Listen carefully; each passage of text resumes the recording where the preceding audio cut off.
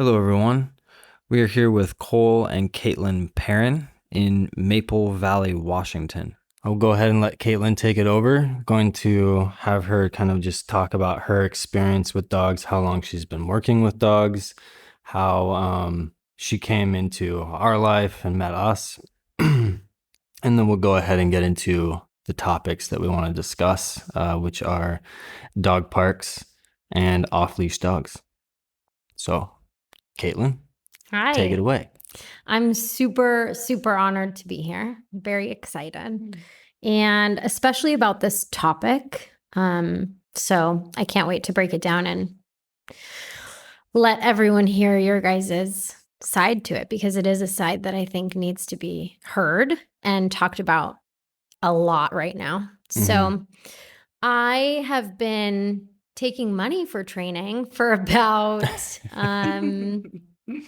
what is it, 2022, 6 years.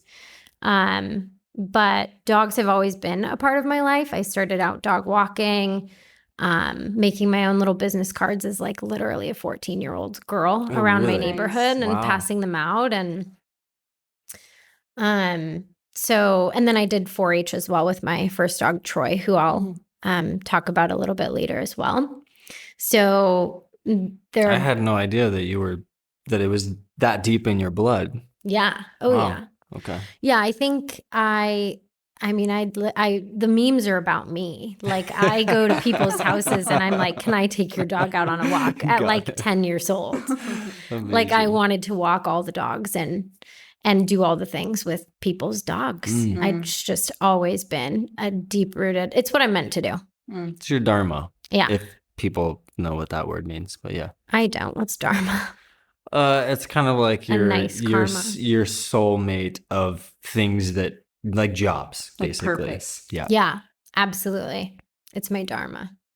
So that is kind of where it started as a kid, and then it developed. And I was lucky enough. I asked my grandparents if I could go to school for it after I started training, and I chose to. I really wanted to go to the Michael Ellis School in California, and had gotten a Malinois puppy. And how old were you about this time? 2017. So okay. I don't know how old I was. Like That's okay. I'm not sure. That's okay. 20 something, early 20s. And my grandparents paid for it, and it was incredible. I feel like my dog training journey really took off because I felt like I could go into people's houses and had answers. Like I could help with their counter surfing, and I could help with their digging, and I could help with their barking, because I went to a school and I loved it. So I did that. And then I have just taken a lot of like online courses. I also, one of my mentors is Nelson Hodges from the Canine Human Relationship Institute, CHRI, in Texas. And that was really game changing. I feel like if you know what Michael Ellis does, he's very sport dog. Yeah, those are kind of two completely different realms there. Nelson Hodges and Michael Ellis. 100% opposite. 100% opposite. And so what I liked about working with Nelson was it brought me back to more of my root of working with dogs and what feels really right.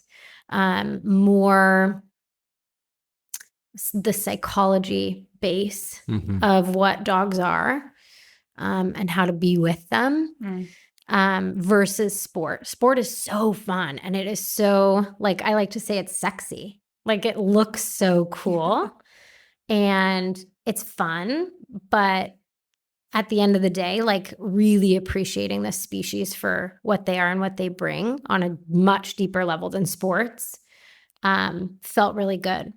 So he's one of my mentors as well. Nice. That's kind of the base, my big bases. And now you guys. Yeah. I feel like are a big base. So when and how did you hear about us? So when was COVID? I remember it because I just had a lot of time, and I was online a lot, and dog training did not slow down for me through COVID. So that's awesome. And I think I found you guys on Instagram. I don't know who from or how. But when I saw your guys' work, I mean, anybody listening to this that has seen your guys' Instagram, it draws you in. It's something you're like, well, what are they doing exactly? So then I think what happened is I went to your website and got a book. And at first I thought the book was kind of like exclusive, like I had to work with you guys, but then I finagled a book somehow. COVID. Yeah. COVID. Thank COVID for that. Yeah, that's when we opened it up. Yeah. Okay. Because we couldn't hold any workshops, so we were like, all right. Yeah, and people were stuck at home. We're like, when they need resources, like anything we can give, we want to. Yeah. Okay. Well, then I got lucky. Timing works. So I got a book, and I remember when I first started reading the book, I think one of the first things that's talked about is energy. And I was like, there are no books that talk about this. So it was really refreshing to be reading something about how your energy affects dogs. And really diving in deep. Cole did a wonderful job, really covering the bases of why it's important. And I couldn't put it down. I could not put it down. So anyway, that was the beginning of how you guys came about. And I think I finished it and I started to dabble in it a little bit, but nothing seriously. So the concepts weren't too different for you, because the language we use is quite different. And the sequence, is maybe quite different, because there's not very many sequences, you could say, in dog handling and training and whatnot. Sure. So that didn't really pop into your mind at all, as opposed to your curiosity and whatnot. No, I think it did pop into my mind that it was like how you hold a leash is for you guys different than anybody else. Right. I mean, nobody holds a leash like that. So, Right. So that alone, I mean, as soon as you learn how you want, well, that was one of my first thoughts. I was like, there is no way that using this amount of leash, this 2-inch box they're talking about, there is no way that this translates to this off-leash control. There's no way. There's no way. There's no way. Because when you put it into practice and you start to do the steps, you think, how does this transfer? Right. I could not connect any dots. There's no e-collar on these dogs. There's no, we go from, and now I know there's more steps than, 2-inch box to off-leash. Yeah. But it's not what I thought. And so that was really weird, but I just stuck with it. And I think I started to dabble in it a little bit, but I never went and implemented it in my lessons, let's say. I just didn't have enough. Right. I didn't have enough information or whatnot. Put it down for a while, wasn't doing anything with it for maybe 8 months. And then I don't know what re-sparked me with you guys. I don't know. Something must have come up. I'm not sure. But then that's when I reached out and I was like, I would love to host them. And you guys were like, we would love to come. So then you came to Maple Valley in 2022, this year. Yeah, not that long ago. No, not that long ago. It was raining when we left, and it's raining today when we arrived. Yeah. Yay. Maybe in June it was raining? Yeah, when we the day arrived we here. left, yeah. You're right. Yeah. And then we Last had day of the such a workshop. hot summer. And Yeah. now today is And now the it's first day raining. it's raining again. I just picture it raining here all the time. Yeah, it's same. Yeah. That's Washington. Yeah. No, we needed it Pacific back. Northwest, yeah. Oh. So you recently came down, to Oregon to follow us in our pack for a few days. Yeah. Um, Student of the pack. What was that experience like for you? Because I know that here you are starting to do a little bit more of that kind of pack work. So yeah, what was that experience like for you? It was amazing.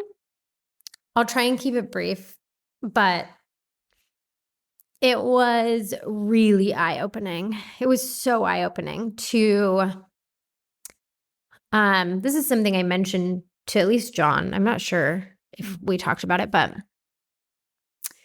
we did. There's so much on social media that you never know what's true. Like when you look at other trainers and you're like, wow, they have something super special. I need to learn from them. And then you get in deeper and you start paying them and you learn from them and you're like, oh, this isn't that special. Yeah. Like you're doing the same thing everybody else is doing. You're just making it look like you're not. So going behind the scenes, if you will, at your guys' place, it is different. You're not doing what everybody else is doing. And it is as complete as it looks online. And I think that was really I don't know if shocking is the right word, but it was refreshing because it's like I'm not chasing something that I know is going to lead back to, right. I don't know what I'm expecting. But when I mean, we've had that in the past where people have come to see if it's real. Yeah. You know, and we still have it's people. Real. Yeah. We still have people that talk about that where they're like, we have one person actually who's coming to follow us as well, to follow our pack, and they were like, well, you say that this is real and this is possible and you show that it's real and possible online, but he's like, I need to see it with my own eyes. Yeah, you have to. You know, you really have to. So it's definitely, you really have to. I mean, no one, I don't know. It's like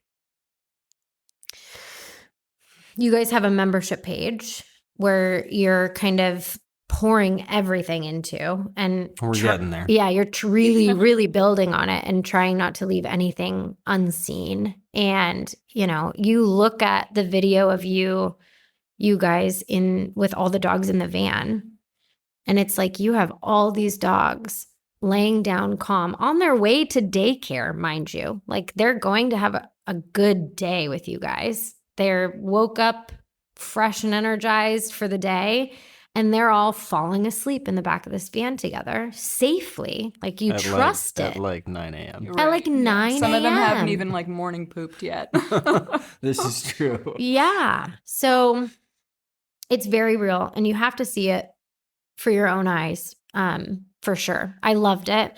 Coming back and working with my own dogs is amazing. And I've always been told by trainers, right? Like, I think we even there might be a sign. If you want to communicate with your dog, shut your mouth or something. I think Nelson says it a lot. Like a lot of people say this, like, stop talking to your dogs if you want to like communicate well with them. And I thought I knew what that meant. And I thought I had an understanding of it because I'm not teaching all these obedience cues, and I'm not doing all of this, like what I thought was talking. And so I had myself on this level of like, yeah, I'm doing that. Right. You're quiet? Is that what you're saying? I'm quiet when with you're dogs. Working? Okay. Yeah. Yeah. To a level. Right now I know a whole other level. Like it's totally different now. Which is so cool. But being able to like really put into work and put into practice being silent with dogs. So cool and so different and so peaceful. Like I get done working with just my dogs and I'm like, that was the best walk we've ever had. I didn't see a damn thing. I didn't say a damn thing. but we're so connected. Yeah. Yeah. But there's no like, I don't have to say Yeah. you know, I don't have to say shh to get their attention. And that is, I think, something I didn't know how to get. I didn't know how to get it. I don't think anyone knows how to get it, really. And before we started recording, we were talking about that, and you were talking about that experience of you seeing us and with our pack, and how we build them out in such a way that we can just turn around and look at them, and they could be engrossed in something, and they notice that. Yeah. Let me set the scene. So, I mean, there's, I think you had quite a bit of people missing from the pack when I was there. So there was maybe like 15 dogs. Yeah, we were like 5 short. Yeah. We've got it's a lot of dogs still. I mean, I'm just about to say, generally speaking, we're still very low. I mean, at the peak, we were doing 55 plus. Yeah. Like we'll do a pack day and we'll be like, one of us doesn't need to be here. Like, it's easy. Like, yeah. I mean, at this point, neither of us need to be there at the same time. Right. Yeah. Even with the new dogs that we've started and so on and so forth, but we do it anyway, we enjoy it. But yes, set the scene. 15 dogs. 15 dogs. Continue. So 15 dogs off leash on their gorgeous property. And like literally you're walking, whole pack's with you, and one dog stops to like explore something, which they're allowed to do. But if you feel like they're lagging, or if you feel like they might be getting too caught up in the scent, mind you, like there's prey everywhere. There's, you know, the potential for deer. So you need to be on it if a dog gets lost in a smell. And like John and Cole, either one of them, they turn and just like look at the dog, and the dog like gets up from the smell to connect and look at them. And it's just a silent moment of connection. And it's so, you have to be so in tune with each other to achieve that. So in tune with each other to achieve that. And it's not this fearful, like the dog's lip licking and hunched over and like, oh shit, I'm in trouble. It's not that. It's just like, I see you, see me. Am I good?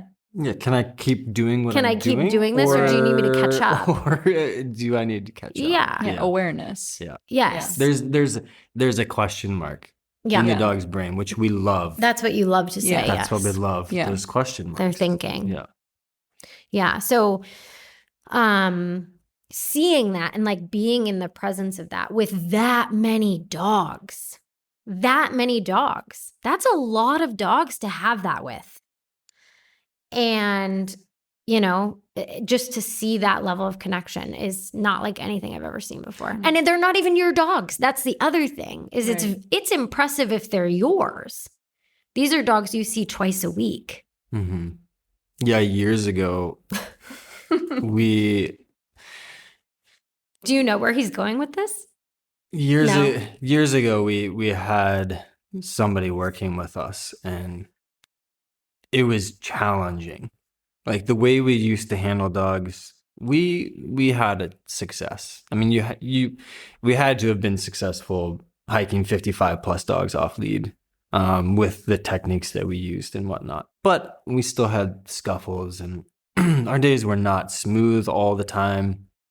Dogs would sometimes not recall, and they'd run back to the barn. Or like the same dog would be pushy in play every day. Mm-hmm. Or things like that. Pushing on leash. Yeah, and it was tough, you know, because the dogs go home every day. Yeah. They would go. And at that time, we were running pack, I think, 4 days a week.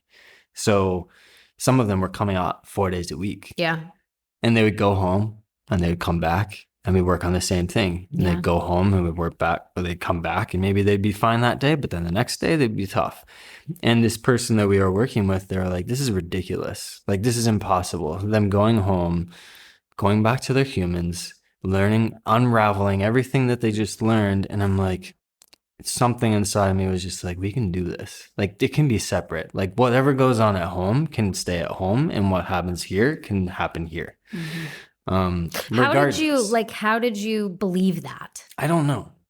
You just felt it. I don't know, because it's the same Because I wouldn't believe that if I was saying it to someone that worked for me. I know. Yeah. I mean, I had my doubts as well. Yeah.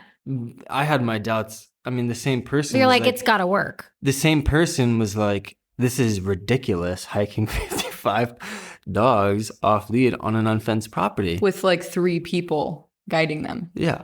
Yeah. And I was just like, no, it's not.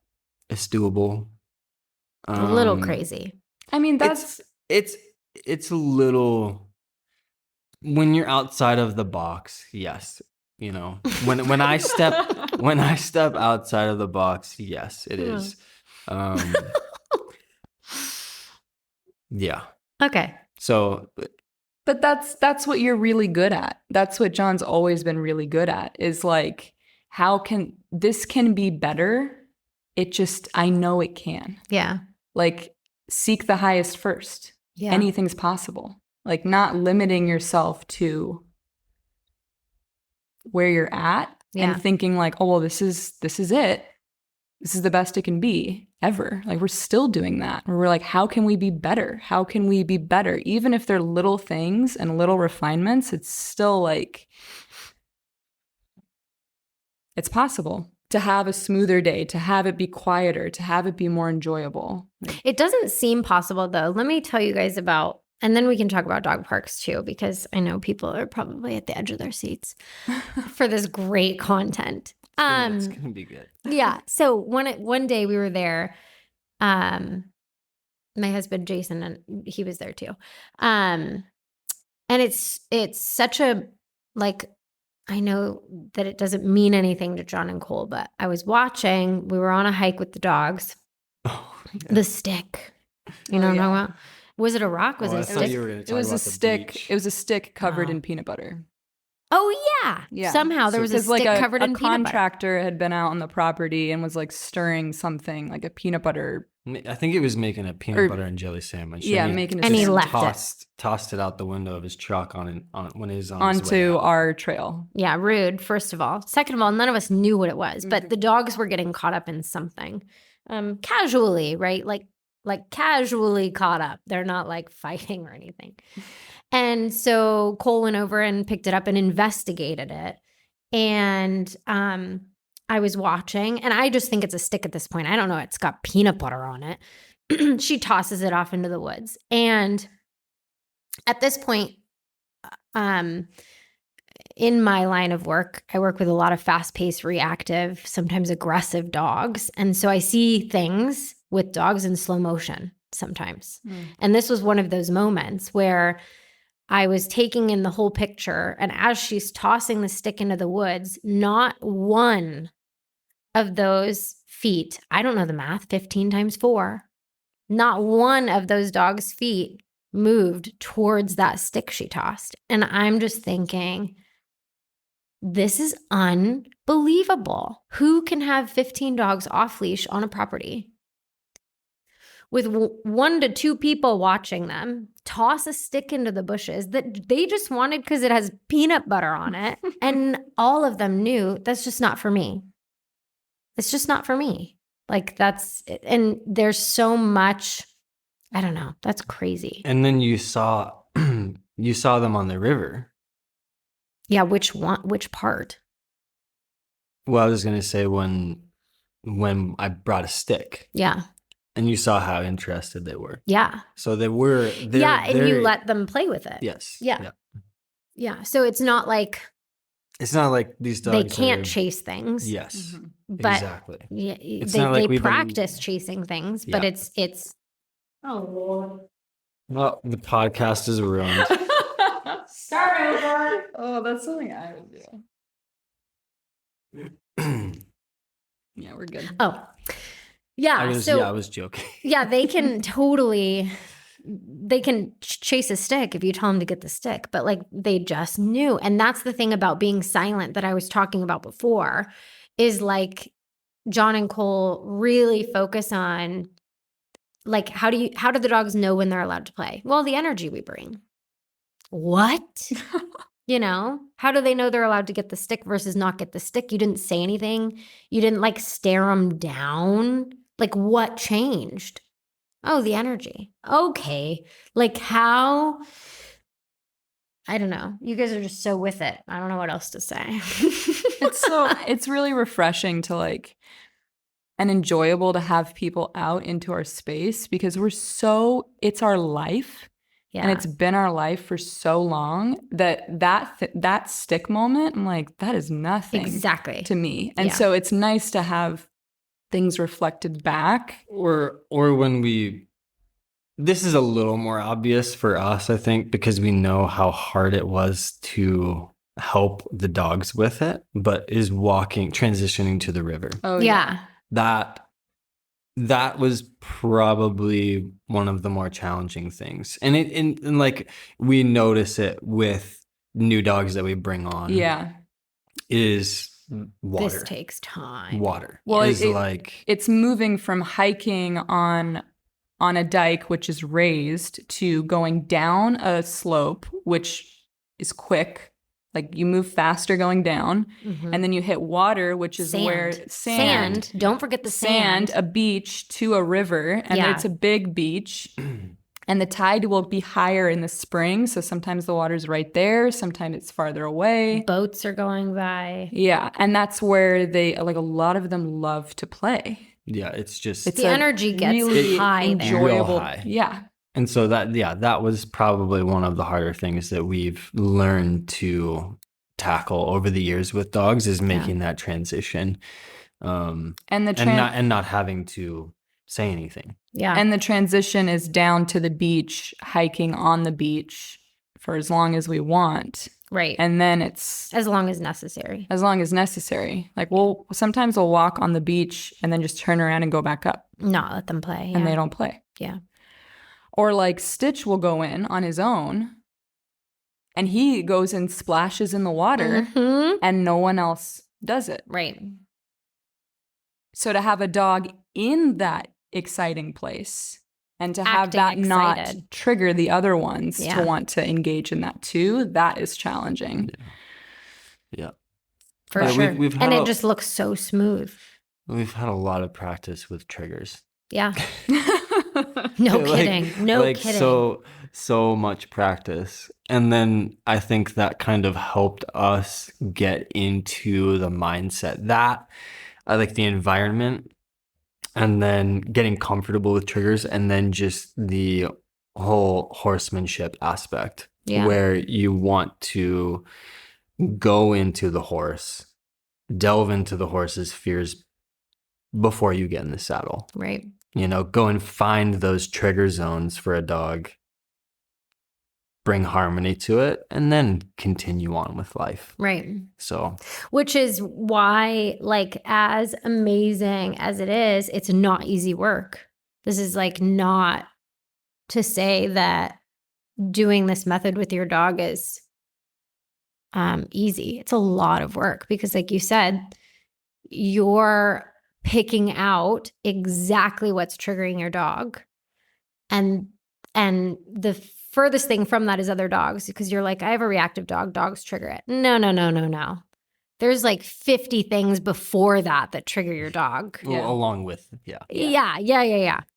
And so it's bringing harmony to every piece of what is difficult for your dog.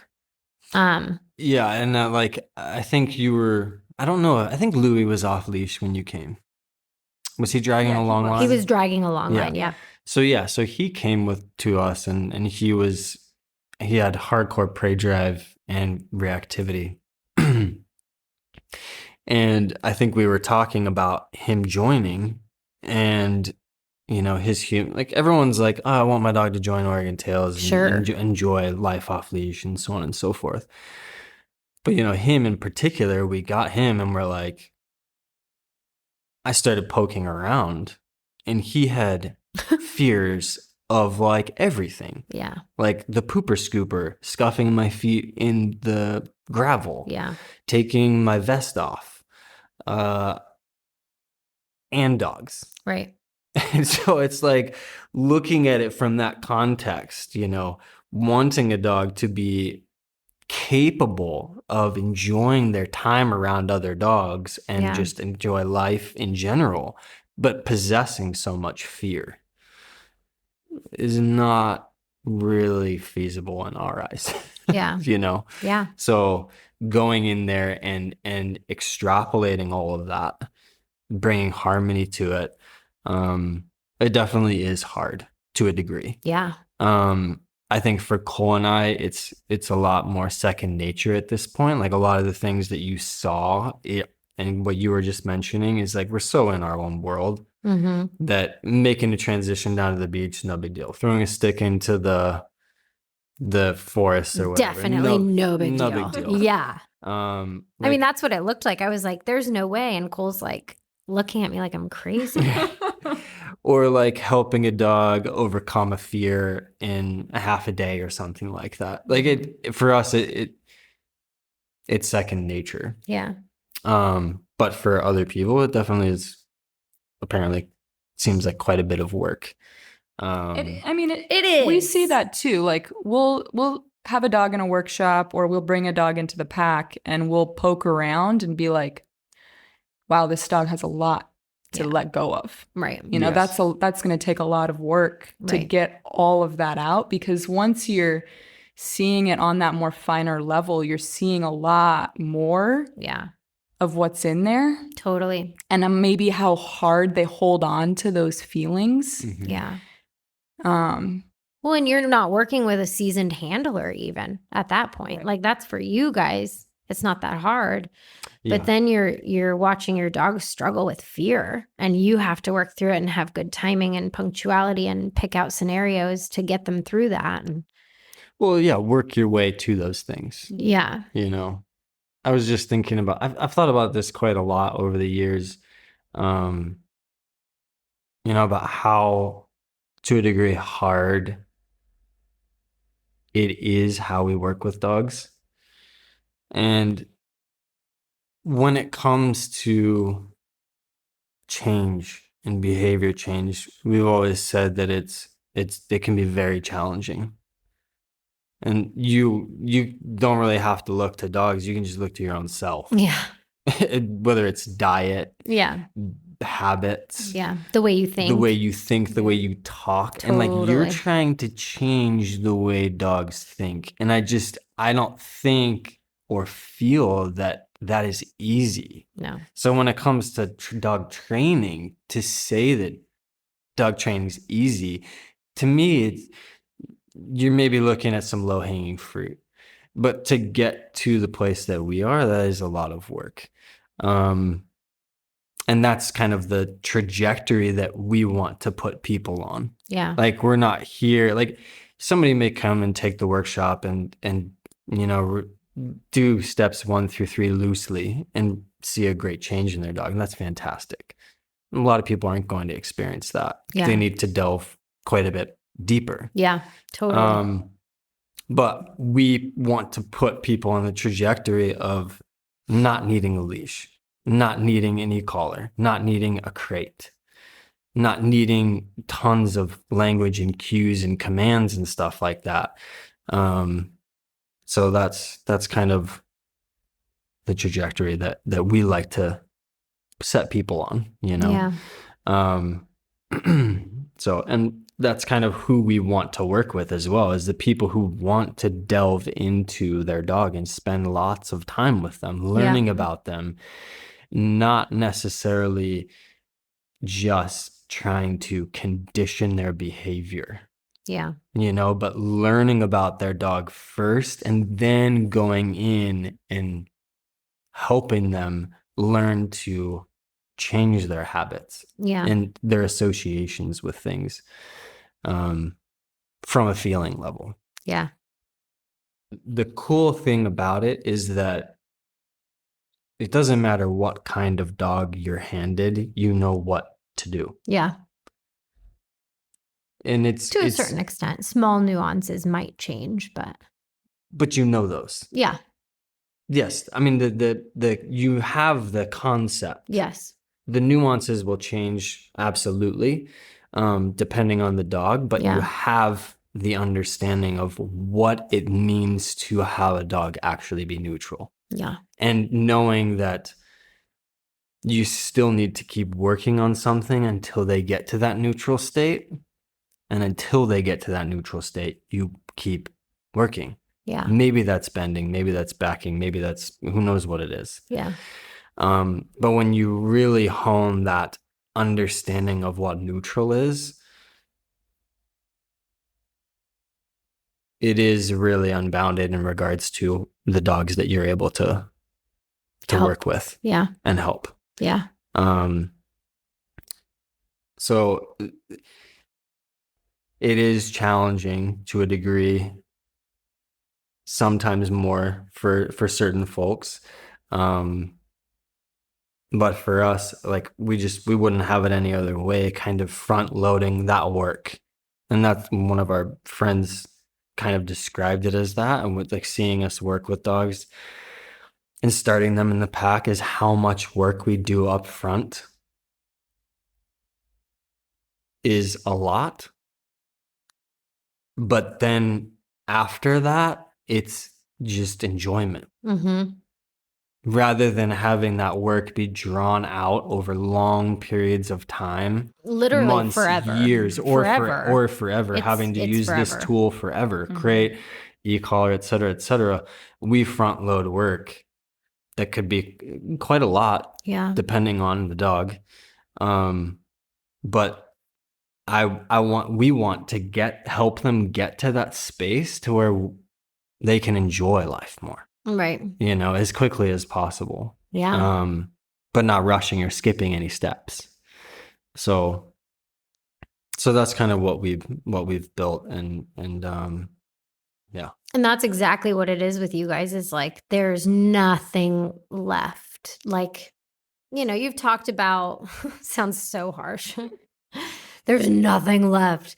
You've talked about how you'll go back through the pack and you'll find little things that are still left over where you're like, oh, they really struggled with that today. Let's work on that for the next week that we see them or whatever. So there's stuff that comes up, but it's not this, you know, somehow, I mean, you guys get to this point where you're not still dealing with the same issues from a dog that comes in for the years that they come in and see you guys. Like you're not still dealing with it. For example, like my dog Silas, who I'll talk about a little bit later too. You know, I'm in the very, very, very baby beginning stages of working him with the gentle method and neutrality on all this stuff, right? But I was definitely at a point in my mentality with him, this is the way it's going to be. This is just how he's going to be. And I'm going to be managing this and dealing with this forever. Yeah. And because... Is that something that's, would you say, common with most dog trainers or handlers with maybe their personal dogs, or maybe with their general way of observing certain behaviors in dogs? What I've seen, I mean, that's what I'm talking about when I say when you get behind the scenes with people, it's still there. The behavior's still there. You don't see it on social media, or you see these before and afters, and you're like, oh, okay. Yeah, your dog is just like my dog. Like I can manage it in certain situations, and in other situations it's harder to manage, or, you know, X, Y, and Z didn't line up. So my dog struggled in that way, and you can talk your dog out of it all you want. And so that is very common. Okay. That is really common. And I asked because Cole and I are still very much under a rock. Like over the years, neither of us has spent a lot of time researching other dog trainers. We don't really even know that many dog trainers. I mean, we didn't know what a place board was until a couple years ago. Yeah. You learned about a flirt pole. You saw the flirt pole I literally, this year. Yes, this year. Our place. Yes. Yeah. Yeah. Or like when we were I was like, what is this? This looks interesting. Looks Like a whip. It's like a cat toy. Yeah, it's a large cat toy. Yeah, so we're very ignorant when it comes to just what is industry standard Totally. for a lot of things. Totally. So that's why I asked the question. So yeah. So yeah, I would say that that's really normal and seen all over the place. And like yeah, it's just different with what you guys are doing and the completeness that you're doing it to. And then if it does pop up, it's like, okay, well, we got work to do and it's finished in 2 weeks, and it's gone, but other people don't know. yeah. Yeah, I guess, and we've talked quite a bit of this or expressed this on social media and OTO, but when those moments come up, when a dog is insecure, we welcome it. We embrace it because we know that that's in our way of, it's in between us and harmony. Yeah. And it's not this embarrassment thing or anything of the sort. We're just like, okay, this is still in here. Let's get this out. Yeah. Yeah. Rather than trying to push it to the side or stifle it or hurry it along or distract from it. We're like, we sit with it for as long as it needs sitting with. And then if it doesn't need to be sat with anymore, then we know it's gone. Yeah. So it's really, and that hasn't always been the case when it came to dog handling, because we did brush things aside. We handled dogs in a different way, but we had to manage them all the time. It wasn't as casual as what you saw. We had to be checking our shoulder a lot more. We had to be closing the gap and snapping our fingers, and it was just way more chaotic. Yeah. Well, and the level of connection wasn't as deep. Yeah. Like you've mentioned before, you're like, these dogs don't need to be here. There's no reason why they're with us, like staying with us. They could be over there smelling that or chasing that. Like it's the connection that's keeping the harmony. Yeah. Between Interesting. us. And we're not paying them to do it. Yeah, we're not paying them. We're not forcing them to do it. Yeah. It's just that they want to be with us and we want to be with them. Yeah.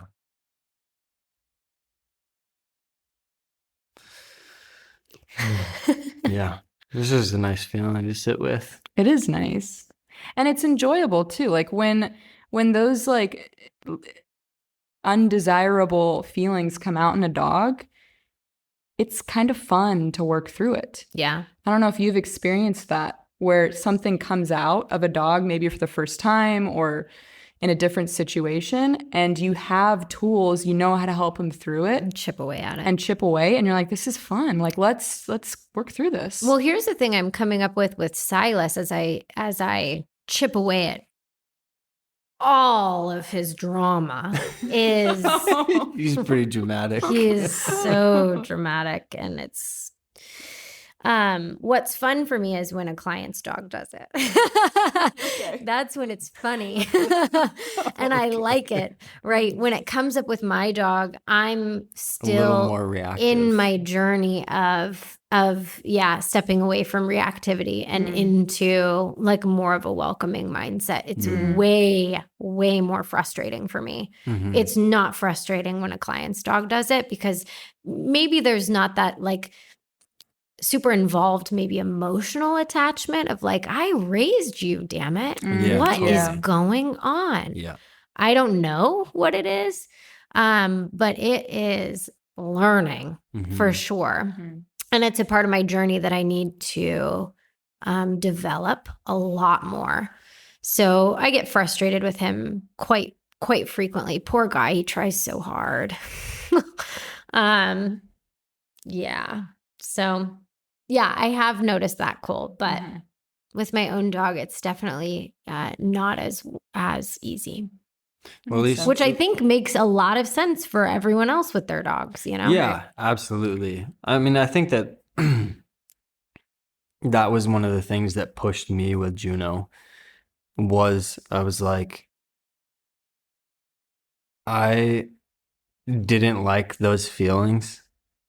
I didn't like being frustrated. I didn't like not knowing what to do. And I tried so many different things, all the things pretty much.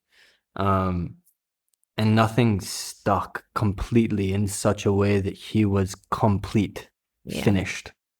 And so I just kept searching and kept searching and kept searching because I didn't want to have those feelings. And now I feel like we have something to where I can sit in those feelings, and because I can do that, they no longer come up. And it becomes more enjoyable. You're saying outside of working with dogs, you can sit in those feelings easier. Is that what you're saying? Or during working with dogs. Okay. Yeah. Because I've already felt it so many times. And now I've found a solution for it. Yeah. Over and over and over again. And over and over again. And not with just this behavior or this kind of breed or that the dog at this age. There's that much confidence.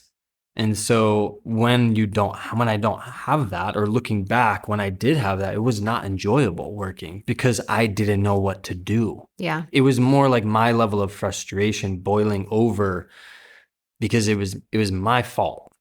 And I always point the finger at me, not him, because the dog's never wrong. Right. Like they're always right. Right. At least in our eyes. And so I always point the finger at me, and that was where the frustration came from because I had that lack of understanding of how to help in the situation. Yeah. How to bring that harmony. So gaining that through working with Juno is so challenging. And then just the pack. I mean, I can't thank the Oregon Tails pack enough because week in and week out, we had this generally the same dogs to work with and learn how to work through these things on such a deep level. With so many different kinds of dogs. And ages and behavior types. Yeah. And so I look at the last 13 years of working at Oregon Tails as one of the best paid educations I've ever had. Totally. So yeah, I remember getting my first paycheck and just being like, this is amazing. Being paid to learn how to bring harmony to a different species. Yeah. So anyways, shall we jump into the topic? 2 topics. Let the controversy begin. Yes. So this all started, I don't spend a whole lot of time on Instagram, but when I do, obviously the algorithm populates dog stuff. And it knows. And I was on there and I was watching this one video. I don't remember what or who, but doesn't matter. There's so many. There's so many. But I watched one video and they were just ripping on dog parks, like total disdain for them. And I was like, wow, I was just kind of like, geez, okay. And then I scrolled. Gee. And then I landed on another one and it was the same thing. Just tearing dog parks a new one. Yeah. And I was like, wow, okay, this is odd. And then I scrolled again and same thing. And so I was just like, okay, what's going on? This goes back to you living under a rock of whoa, yes. Why is everyone feeling this way? Yes. Right. So strongly. So strongly. Mm-hmm. I remember these people being pretty big. At least their Instagram accounts were big. I don't know how. Anyways. And I was just reflecting on my experience with dog parks over my entire life. And yes, I've had some bad experiences at dog parks, but I didn't ever let that be the catalyst for me to hate dog parks. And this is coming from somebody who I've had some very gnarly experiences. I have been bit by dogs. I've had to tackle dogs because they were just killers, like red zone, like the 1% kind of dogs that just mean death. When they go, nothing's going to stop them. And this is like an off-leash dog. Yes. Yeah. Yeah. And so like, yes, I mean, just kids go to school and they get bullied. I got bullied when I went to school. I've had all the experiences at school. I've been homeschooled, I've gone to private school, and then I went to public school. And I was bullied at school. And so I kind of look at dog parks and I'm just like, yeah, kids are going to go and they're going to get bullied at school, or maybe they'll get into a little fight. It's like no big deal, right? Yeah. And I grew up going to dog parks with my parents and our dogs. This is in Iowa, when dog parks weren't very popular at all. And my mom still goes to dog parks. And Cole and I still go to dog parks. Like, we travel around the US. We have the last 3 years. And wherever we go, we look for dog parks because Stitch is acclimated to socializing with dogs. And Juno when he was around. And Juno when she was around. We had foster dogs for part of those trips that we would bring too. Yeah. Like dogs we were rehabilitating. Yeah. Like, yes, some tough ones. Yeah. And Cole and I generally like dog parks as well because we get to go and see the dogs enjoying and running and playing ball or wrestling and seeing breeds that we've never seen before in person. And like, Cole's mom goes to dog parks. Our pack members go to dog parks. Some of our pack members go to dog parks. Oregon Tails was founded in a dog park. My sister started Oregon Tails in a dog park. Like, it was a park, and there was a section that was unfenced that was the quote unquote designated dog park area.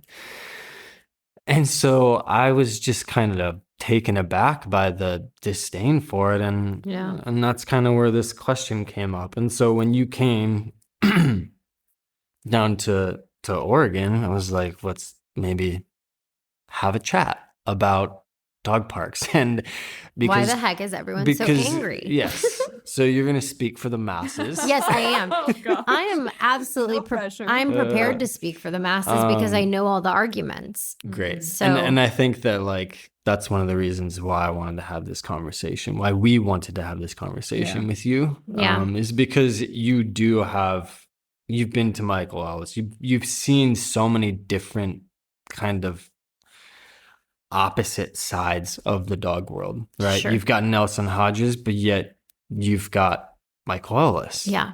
And the other people that you've worked with and so on and so forth. So, yeah, I mean, I haven't heard a voice for dog parks. Yeah. I'm not trying to say that we want to be the voice for dog parks. Like, whatever. Like, if you hate dog parks, fine. Oh my gosh. But I guess there is just a general curiosity because we've been doing this for 13 years. Yeah. And like, we still go to dog parks and we have no disdain for them. And we see some stuff that we need to avoid. Like, a dog comes in and we're like, yeah, maybe we should keep an eye on that dog. Right. Yeah. Maybe I'll step in, or maybe I'll grab a dog's collar, or maybe we'll leave for a minute and then come back when the dog's gone. But again, we generally enjoy dog parks. Yeah. And it's not that we have not ever experienced negativity in dog parks. Sure. People, like, on their cell phones, blah, blah, blah. The whole spiel. Yeah, you know what I mean? Yeah, We've seen it all, but it's just like, I don't know. So what's the deal? Yeah. Whoa. Give us the skinny. Pass it over. Let me set the scene. Yes. No. Well, first I want to start out, like, personally kind of introducing my, like, origination in dog parks, and then, like, where I'm at now with my own clients. And then kind of when I heard you guys talk about it, and now where I feel like the community should be looking. So, I already went over this. I was dog obsessed as a kid. And so like the dog park for a dog obsessed kid is like the place to be, because you get to watch other dogs interact and potentially interact with you. And I had my soul dog, Troy. I had him from 2005 to 2018. And we went to the dog park all the time. And he was that dog that made a great dog park dog. I could bring him around livestock. I could bring him around domesticated bunnies, kids, people, aggressive dog. It didn't matter. He's the dog that makes you want to get 10 more dogs. You know, he didn't need anything. And so therefore, dog parks were never a negative thing for me. Right. Like it was pure joy, pure fun, pure like seeing my dog open up and be happy. And he would just dust off other dogs and bullying when that would come up, because he was that balanced. I didn't have to help him. Mm-hmm. So I loved it. It made me really happy. Then I got Silas, and Silas is a Belgian Malinois, and I got him in 2017. And I was so excited. I hadn't had a puppy in a really long time at that point. And I was so excited to start training. And I wanted to do all these sports, agility and bite work and scent work and dock diving and barn hunt, you name it. Like I got a Malinois because I wanted to try everything. And hence, going to the Michael Ellis school with him and learning with him a little bit. And anybody that raises a sport dog knows that your primary goal with that dog is to take them out and to get them engaged with you. And that is what you do from the moment you bring them home. Every outing in the car, every outing in your front yard, your backyard, the pet store, like you name it, where you go, your goal is to get that dog obsessed with you so that they are engaged and lit up when you ask them to do stuff.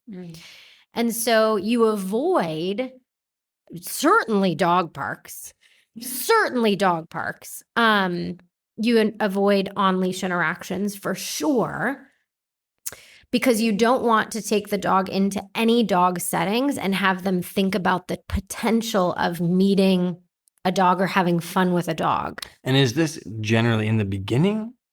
Because I would imagine maybe at some point people would want to go to dog parks to proof their work. At that point, I think it's the dog park situation after you have a 2-year-old, let's say, dog that's competing with you, a 3-year-old dog that's competing with you, is so frowned upon that you just don't. Or you now have an under-socialized dog that can't. Okay. Does that make sense? Yeah. But I would just think that like if you have a dog that's so obedient or titled or whatever, or maybe you're on the way to doing that maybe going to a dog park would be a great way to proof their obedience. That's just kind of where my brain goes. Outside of the dog park, for sure. Because or outside the dog park. Yeah. Outside of the dog park, I think would be a good test, because what you're not doing in competition, there might be some bite work these days, all the different levels of it. The proofing gets crazy at higher levels, but certainly you're not having dogs come up to your dog while they're doing their obedience. And so I think that outside of the dog park is just as close as you need to be to hear other dogs and see other dogs and watch excitement. So this is just my curiosity being outside of that world. Yeah. What was socializing like for him? Yeah. If you wanted a lot of focus on you. Yeah. What is socializing with dogs for him? So what was it when you were doing more sport? Yeah. And I was thinking about this too before we did this. It's like, because John asked a question when I went to Oregon and we were talking about this topic. He was like, well, what do you recommend for people for socializing? And for Silas, it was Troy, who was my senior dog at that point. it was one or two other puppies. Maybe I had a friend, one I'm thinking of, that had a puppy at the same time. And Silas was so high drive and aroused in chase that didn't even work out well. And other people's adult dogs that I trusted, which was, I mean, I had him around dogs, never mass quantity of dogs. You know, I think even today as a trainer, I preach quality for socialization over quantity. Like, you don't need a ton. Yeah. But now I'm thinking differently about it. But anyway, yeah, that was his kind of socialization, was one dog here and there. And he did good with a lot of dogs. I think around like sexual maturity, he started to dislike males more and more and more. Okay.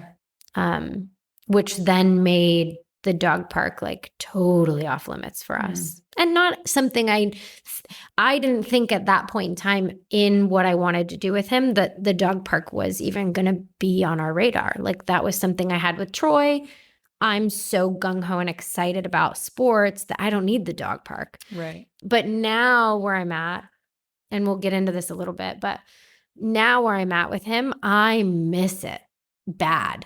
I miss it really bad. And there is a piece of me that's missing, I feel like, without being able to have my dog socialize with other dogs the way he used to, or the way I was used to having it. Mm-hmm. So anyway, that's what it was for socializing for him. Okay. And that's what they say, right? Is like, find good, stable adult dogs to let your puppy be around, and don't let your puppy pick on them too much. Separate them when they're tired, that kind of thing. Mm-hmm. So that's what I did. And now I'm running into, he has a hard time with other males. Usually his size are bigger. Small males, for some reason, he like adores, like little things. It's very weird. And he's just really picky about his space. And he's what I taught him, because I had board and trains coming in all the time, and I had dogs are around, but you have a toy in your mouth and you play with the toy while I interact with this dog. Ignore this dog that I have. And he's damn good at it. You know, like, he can safely be around any dog, lunging at him, et cetera, as long as he can get space himself. And he's even pretty tolerant to bullying, as long as I can step in and he's making eye contact with me, like, you're going to take care of this. And I'm like, I'm on my way, buddy. Like, we've got that. But then he'll, you know, if he doesn't feel like he has an out, or I certainly wouldn't trust him alone in a room with another dog, a male dog, or, you know. So we just have our particularities. And that's what I was saying before about, like, this is what I've accepted for him, and this is how the rest of our life is going to be, which to a level is still semi-true, but now I have work that I'm putting in to see what we can accomplish together past that. So anyway, avoided dog parks big time. Did I answer your question? Yeah. Okay. So, follow-up question. Okay. Do you, with your new desire, or like, I don't know, remembering of how you used to feel going to dog parks, do you want to, like, is your goal to bring Silas to dog parks? Is that what you're shooting for? No, because here's why. One, until like 2 weeks ago when I saw you in Oregon, I didn't think that was ever going to be a possibility, right? Like, truthfully, right. My goal is to work on the few tiny tweaks with Benz and get Benz and I in the dog park together. I have another dog. He's a husky. I rescued him as a helper dog for my reactive clients. He's incredible. There are a few tweaks that he needs socially, as far as getting too excited in the very beginning. Whatever, no big deal. He will be a great dog park dog. But my goal right now is like starting at a much further layer than that with Silas and working on the things that I think need help first. Working on those things that we were mentioning in regards to like Louis, the pack member. Like you're going after all of those nuances and fears that he has. And there's a lot of them. And there's a lot. Yeah. Yeah. Yeah. But no Ben's one doesn't have those. The wild thing. Which is why he's going to go into the dog park probably a lot sooner than Ben's. Yeah. Because he doesn't have all those little quirks and fears and sensitivities and so on and so forth. Yeah. And the wild thing is that nobody, like the untrained eye, would not see Silas interacting with me or with the environment and go, oh, he's got so many insecurities. You know, like he's an awesome dog that can be around people and be around dogs as long as those parameters are all met. And I'm really good at meeting them. Right. Yeah, you've built a good structure. Yeah. Around. So like that's, I think, where a lot of trainers are at with their dogs is they know exactly what they need to meet to keep their dogs safe and responsible in public, around clients' dogs, all that stuff. But then it's like what you guys are saying is you can get so much more out of your dog than that. If you want. If you want, which is such a good topic for this conversation because like you don't have to be like, yep, I'm going to make you a dog park dog. Yeah. But I think that the topic is there's so much fear mongering about the dog park instead of educational base. Yeah. It's like I was one of them. When I had Juno, he was horrible at dog parks. He would get in fights. He would hump dogs. If a dog postured, he would get in a fight. Yeah. He would steal balls. He would eat whatever. Like, it was horrible. But I was like, I'm going to spend every waking hour in the dog park. Oh my God. Until I figure this out. We can get it together. We did. And so did you... Go ahead. Go ahead. Did you then, like every waking hour, knowing a little bit more about what you do, that's on leash in the dog park? Every waking hour is a little. I know. You know what I mean? Like when you're going in with a dog that fights other dogs, you're going in on leash. Yes, but some of like when I got him to a certain point, it was off leash because we didn't work with dogs in quite the same way that we do now. Okay. It was definitely subtle, but more like did he have an e-collar on? More correction based. At some points, I think he did have an e-collar on, but I didn't use that a whole lot. Okay. But in the way you work with dogs now, if you have a dog that's struggling in the dog park, let's say just recall. Oh, now it would be on leash. Yeah. Yes. So here's an argument that anybody in their right mind training dogs today would say. Mm-hmm. And that is you put a leash on a dog that's either insecure or excited, doesn't really matter, on a dog in a dog park, and you're going to either stress them out because they have no flight response, so they have to fight, or you're going to frustrate the shit out of them by holding them back. So can you talk a little bit about like that argument? Because I know now that how you work with dogs, but nobody else may not. So what about the leash do you guys, how do you make that work in a dog park? So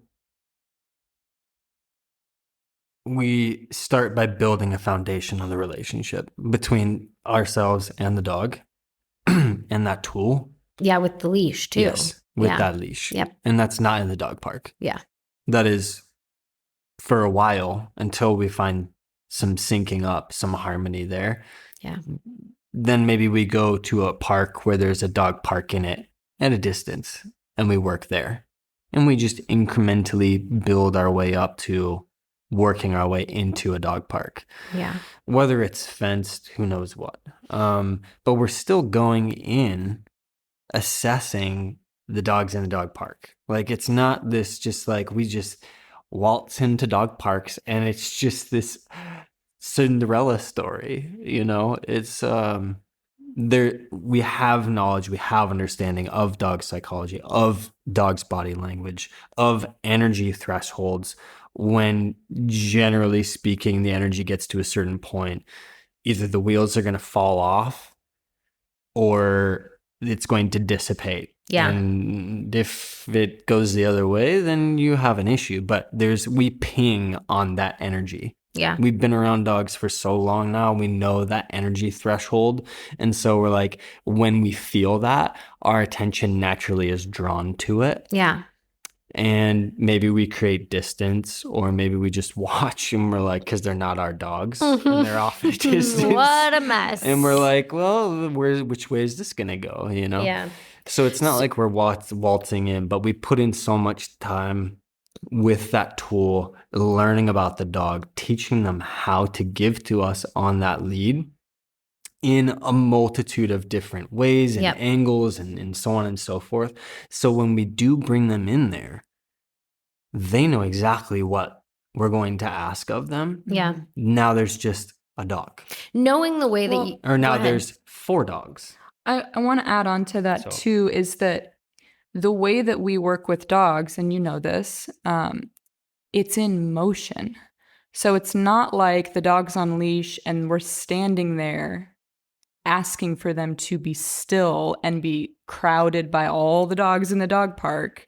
We're moving in there. Yeah. So we're giving them an outlet for their energy and their feelings. It's just, we're a part of that outlet. We're in it with them, in the feelings, but we're giving them movement to express it. And through that foundation, they know that movement is a way to express their feelings, and that we're going to be listening to their feelings, and we're not going to push them too far. Yeah, put them in a corner, essentially. Yeah. We're not going to ever do that. We're always going to give them an out. Yeah. And for me, I think what comes up, the word that's coming up, which is a different take of what you guys are saying, but maybe me being so fresh with the method, like this will resonate with some people, is like, the word that comes up for me is recovery. So a lot of people, their dog gets into a scuffle, they freak out, the dog freaks out, and they leave. There is no recovery. There's no understanding of how to recover. So when you go in with a leash on and your dog gets frustrated or flighty or fighty, whatever it's going to be, whatever their response is, you know through the foundation of learning how to help them recover. And that's what we were talking, or I was trying to mention earlier, about what neutral feels like. Yeah. When you build an understanding of feeling that, and knowing and seeing that, then you won't leave the dog park, or you won't leave you accidentally stepping on your dog's paw and them yelping or scurrying away. You won't leave that until they find neutral with it. Right. So maybe you'll walk over and you'll gently just tap their paw a little bit. Be like, see, this is not so bad.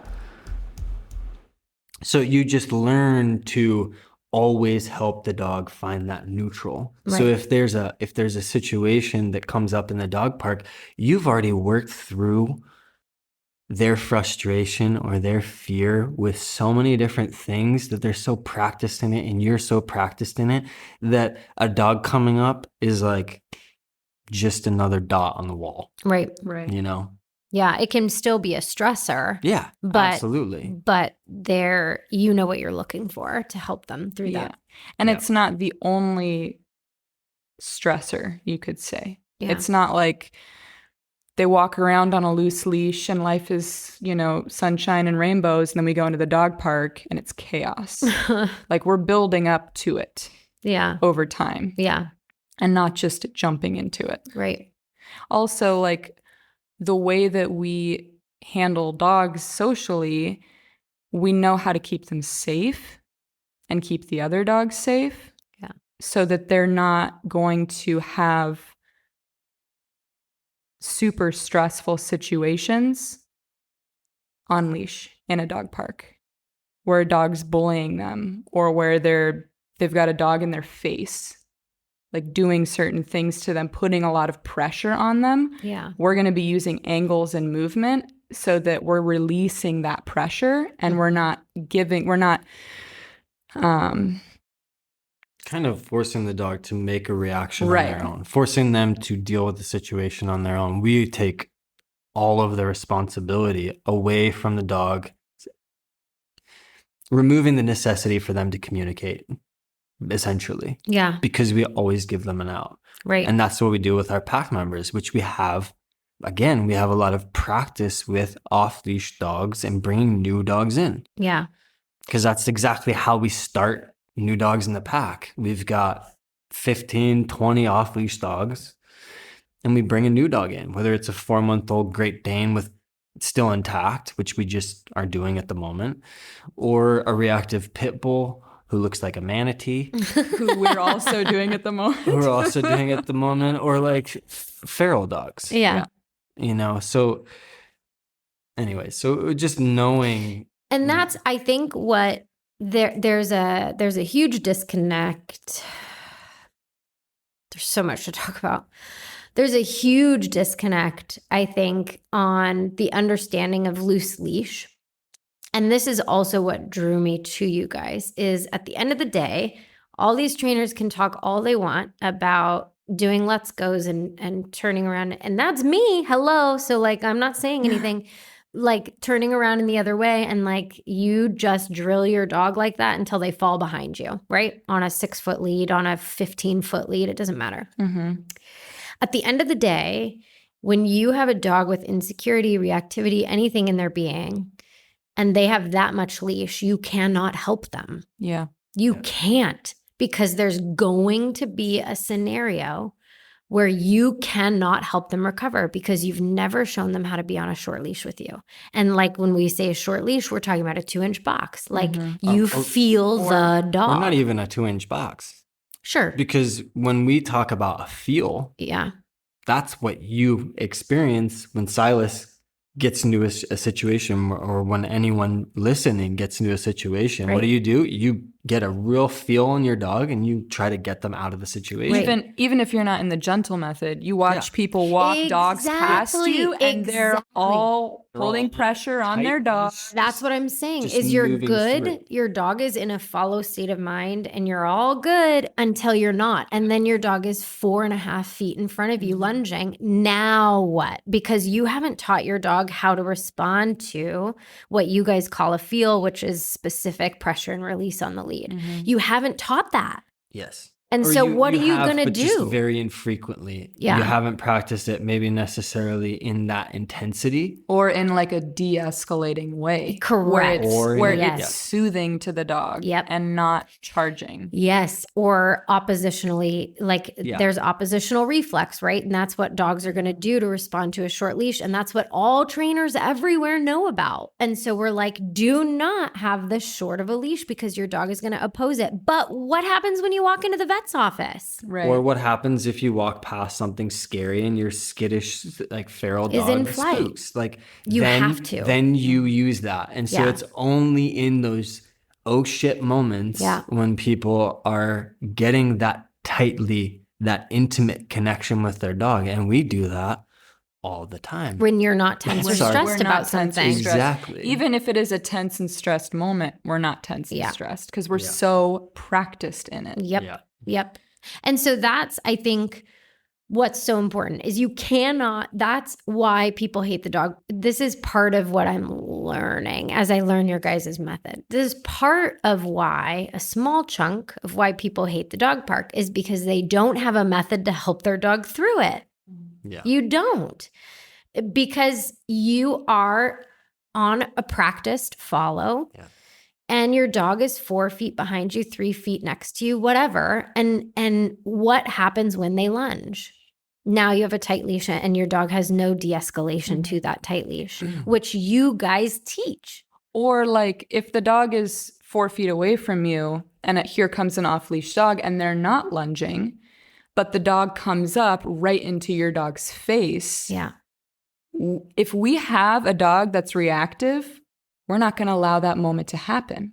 We're going to take an angle and move their head out of that situation to show the dog you can move out of this situation. Sure. You don't have to. If you're uncomfortable, you can take an angle, but we're going to show them how to do that and not just be a bystander, you could say, and watch a dog come up and get all in your dog's face, and then maybe your dog reacts. And then you come in. And then you come in and it's not fluid anymore.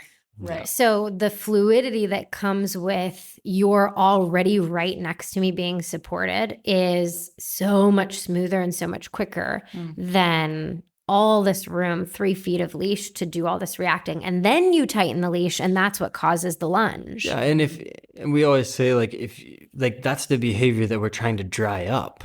Right. And so we're fine if it comes up. We'll deal with it. We will help the dog through it. But if you're trying to dry up reactivity, then not in a frantic or panic kind of way or fearful kind of way, getting your dog out of it, but you want to set them up for success. And so if a dog is coming up and they're coming up to the dog's face, we'll just present the dog's butt. Mm-hmm. We'll move the dog, their forequarters out of the way and present the dog's butt. And then the dog off leash that comes up smells the dog's butt, and that's a great experience. But if they're on a loose lead, the longer they get to experience that fear and reactivity, if it's a 4-foot lead, right?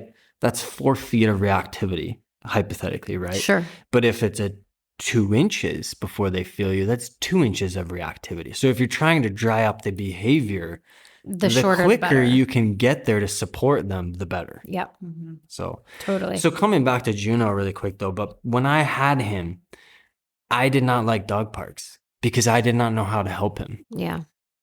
But so everything's the enemy. Yes. And I told people that I worked with back then one-on-one, don't go to dog parks. They're horrible. Yeah. Because that's what I thought. I kind of started going to them more though, because I was like, I want to figure this out. I don't want you to go. It became a challenge for you. Yeah. I was like, I want to figure this out. And so now I don't have that view. And even when I was there or like in that space with Juno, I didn't have the animosity that people have today. I would just be like, yeah, maybe don't go to dog parks. But there's just something different these days where... Well, and also, so this is another thing. As a trainer, you hear like people take their puppies to dog parks and then they come to you and their puppy's reactive. And well, guess who got attacked at a dog park? Mm-hmm. That puppy. And so that's where the recovery comes in, is you need to figure out before you're going in there how to recover from it. But I think that's a lot of where dog trainers are coming from, is they're like, you could have gotten together with family members' dogs, not had a fight happen and not be dealing through trauma that your puppy's experienced. But that doesn't mean there's a lack of education then. Yes, absolutely. And like, I wouldn't recommend taking a puppy to a dog park. Definitely not like 3-month-old, 4-month-old. That young. Maybe a 5-month-old, you're getting up there. Okay, that's a puppy. But like, like 5 months old, I think that's, anyway, our scales on dogs is also very different from other people. For folks, yeah. Yeah. But like when they're young, like 3-4 months old, maybe 5 months old, you definitely want to have more of a controlled experience for them, ensuring that they're going to have a positive experience, most definitely.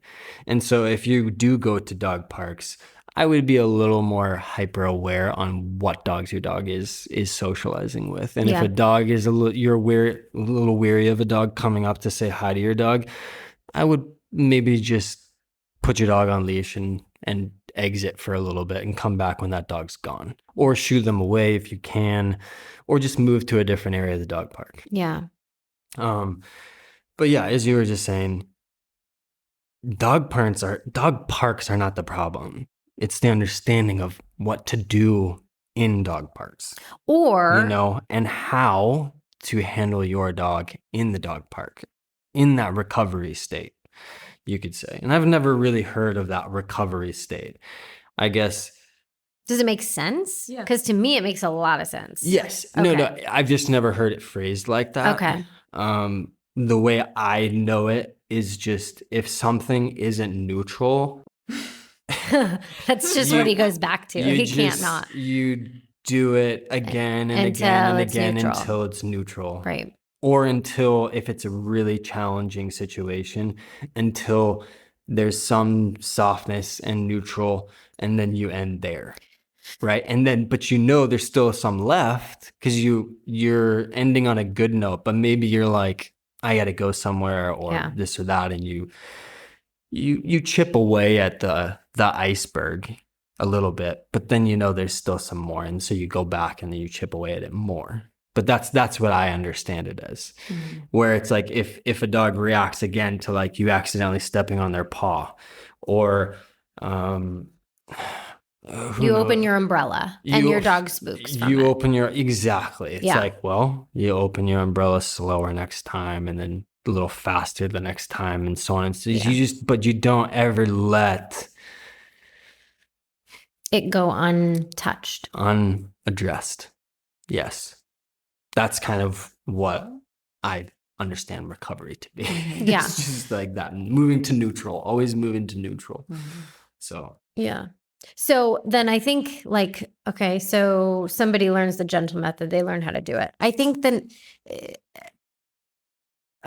there's still a lack of education of reading that energy. If you're a trainer, like you should be getting to the point where you can read a dog park and what's going on and who the bullies are and the intent behind. Is it just innocent pushy or is it like pushy, dominant pushy? Like what's happening here? And so that's such a hard thing to like cover and it's very subjective, which is going to bleed into the next topic. Okay. But anyway, I think that the education behind it is it's so vast when somebody who just wants help with their dog's leash reactivity for trainers to be like, okay, we got to get you back in the dog park, but like, here's all the shit you got to learn about energy and other dogs and body language so that you can appropriately assess a scenario to get back into when they're like, I want my dog to walk past people on the street. Like we used to go to the dog park, but like this is a priority for me now. So it's easier for trainers to be like, avoid it. Your dog learns bad behaviors. Mm-hmm. Your dog learns pushy social behaviors, which is not always true. Mm-hmm. That is not always true. Your dog could be learning really good social behaviors from other dogs at the dog park. And like, I think and this kind of goes into just the whole thought that Cole and I have that is definitely opposite to a lot of dog trainers, that the interaction with your own species is very fulfilling on a very fundamental level. Yeah. I always try to put myself in the shoes of other people that I meet in different situations to kind of try to have empathy for them. And I do the same thing with dogs. And I can't help but if I was a dog that never got to socialize with my own kind, but I saw them walking down the street and I got to smell their pee and smell them, I'd be like, I would be a reactive dog on leash. Because I would be like, you see them outside the window walking past your house I'd be like, every who day. are you? What's your name? What do you smell like? What do you do all day? What else is out there? What do you eat? What do you eat? Yeah, you don't eat what I eat. Like, this is crazy. Like, did you see that other animal? It's a cat. But did you see that other thing? What's that thing? Yeah. Should we kill it? Like, but that's kind of me anthropomorphizing reverse me into a dog. Sure. But then I think there's also the argument to play devil's advocate, because these are the thoughts people are going to be thinking is wolf packs don't coexist, right? Wild animals, for safety of their health and not getting injured, they know their territory lines. They're not going, oh, I wonder what you're doing.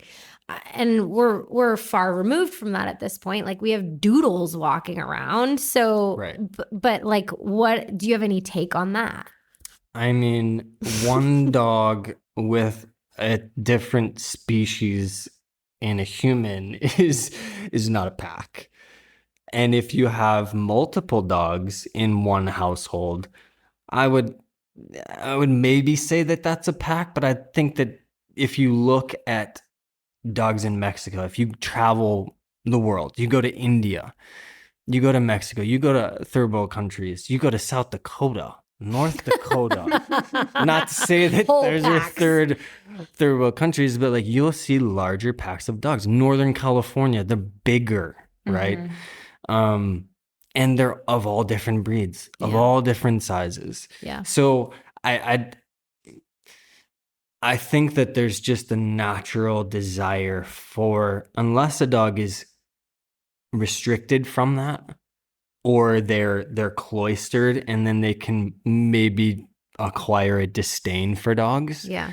But if that dog is to be left outside for quite a while, it's probably going to learn otherwise, because nature, you don't want to just pick fights, right? Correct.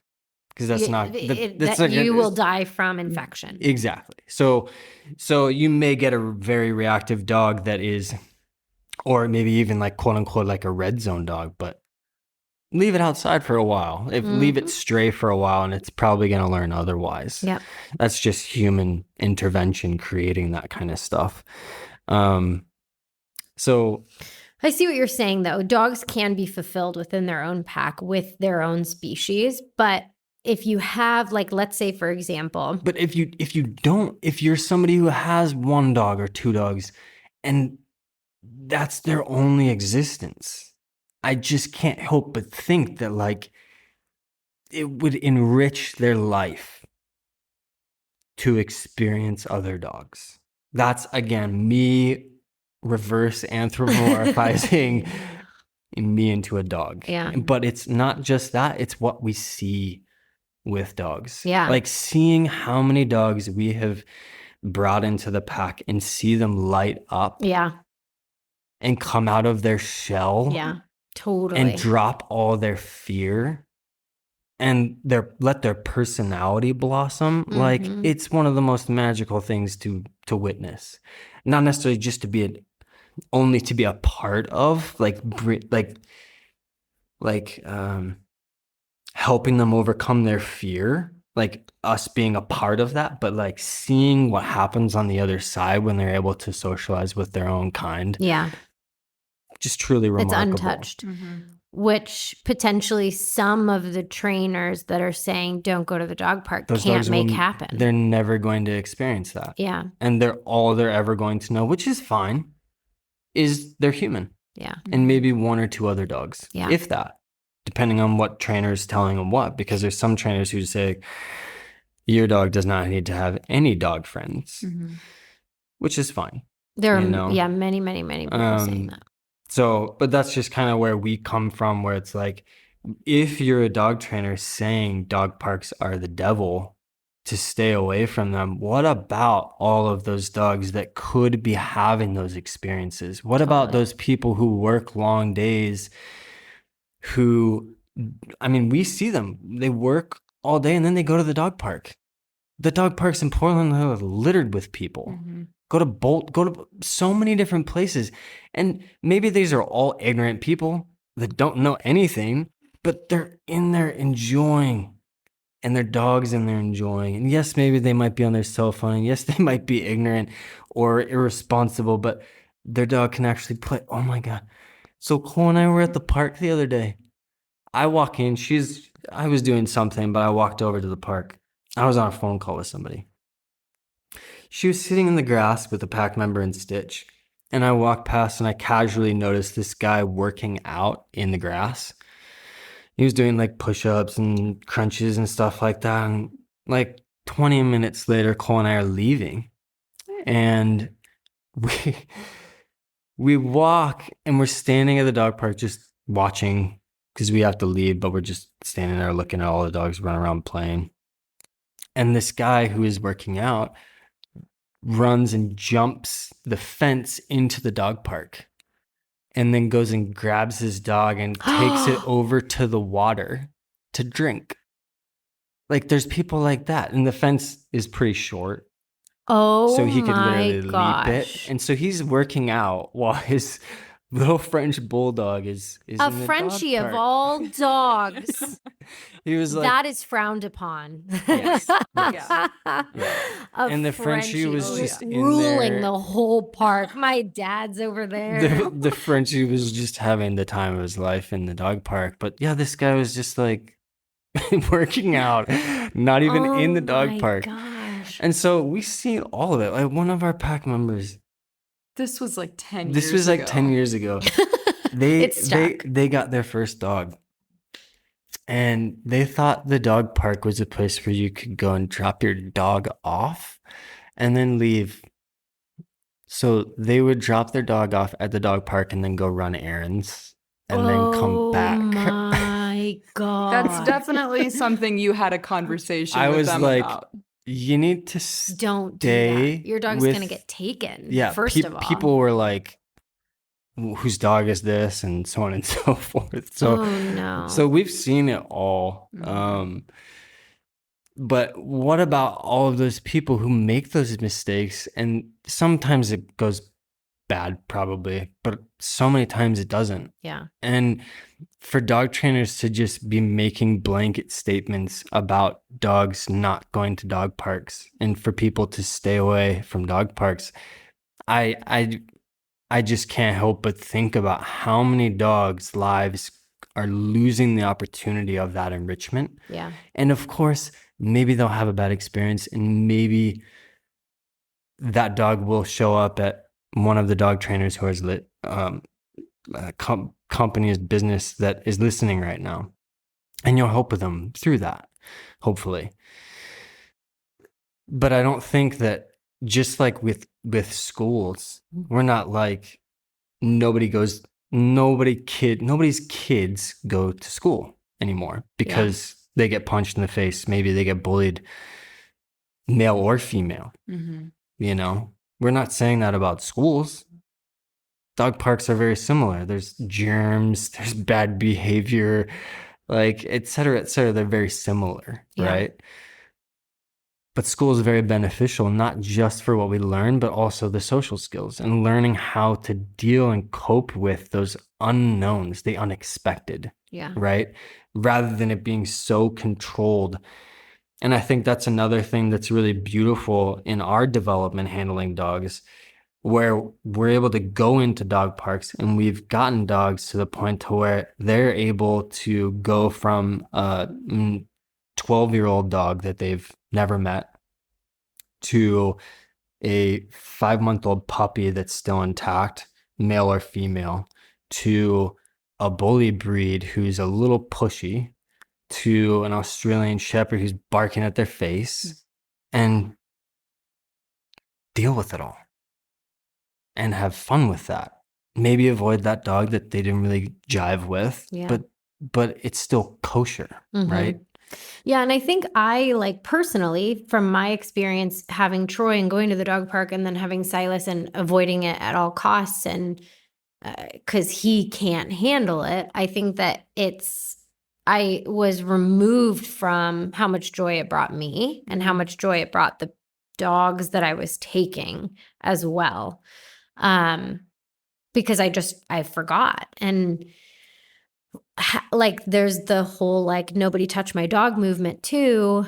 And, you know, when you have your dog out in public and it's like, nobody interact with my dog to create a safe space next to you. I mean, we could go on about all this, but,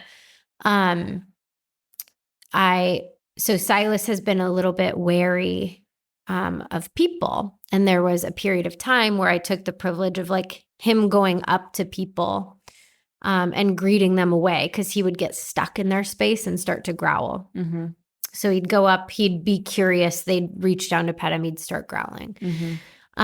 So I took that away and I said, don't go greet people, you know, stay by my side. And he gained confidence in doing that to the point where I started having him go greet somebody on cue and then come back to me for a food reward. And all of a sudden he didn't want my food reward and he was enjoying people touching him. And this was a slow transition, maybe within 8 months. But he went from getting uncomfortable and stuck in somebody's space to being confident about being in somebody's space.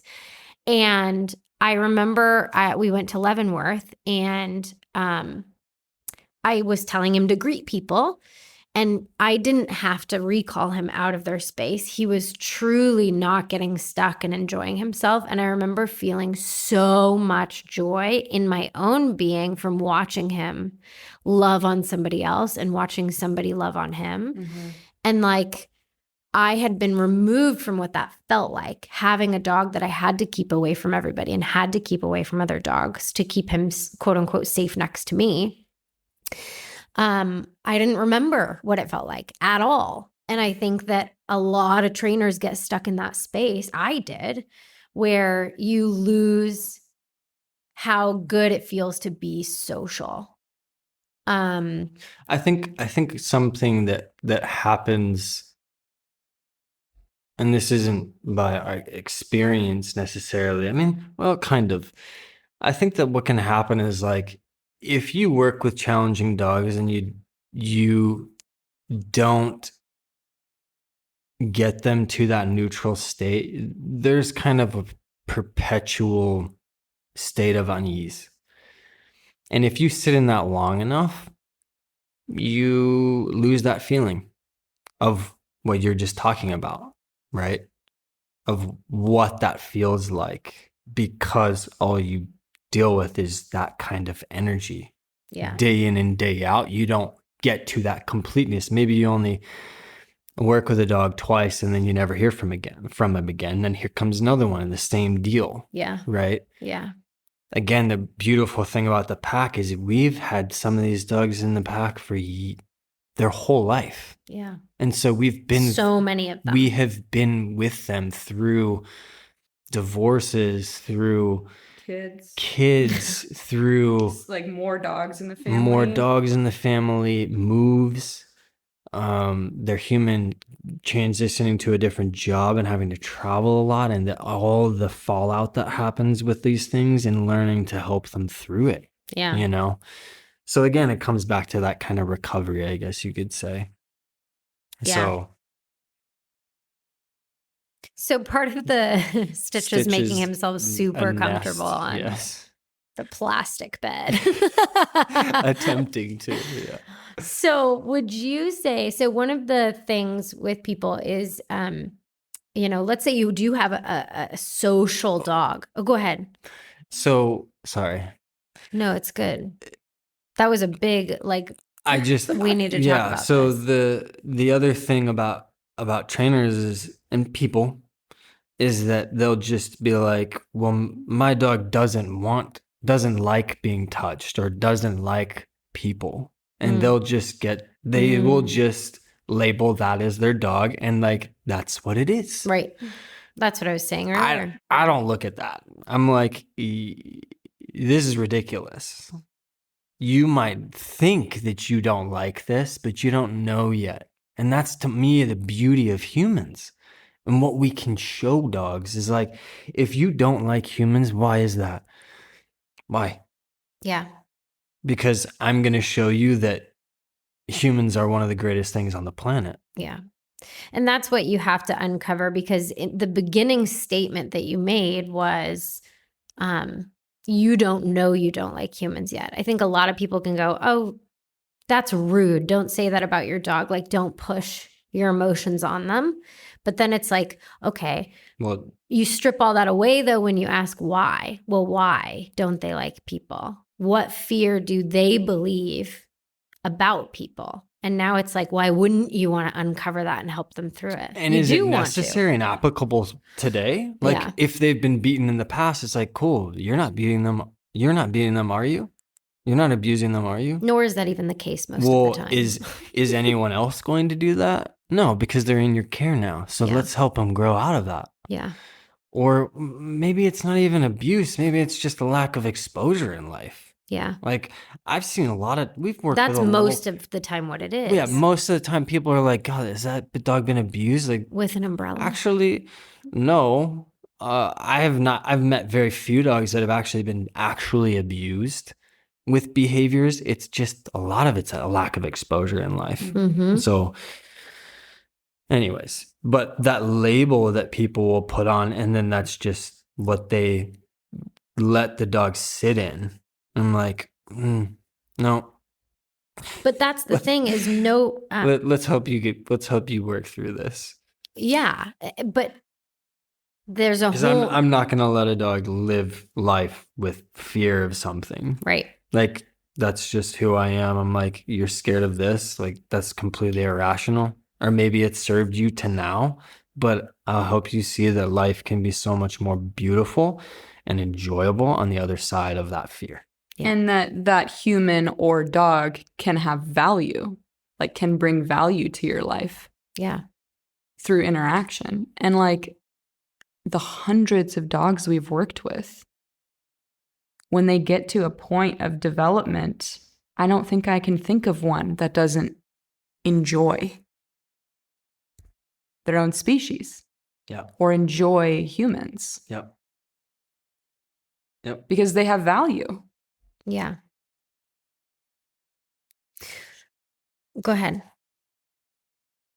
I think people get stuck in the label. I don't think. I know people get stuck in the labels because they don't know how else to break through it.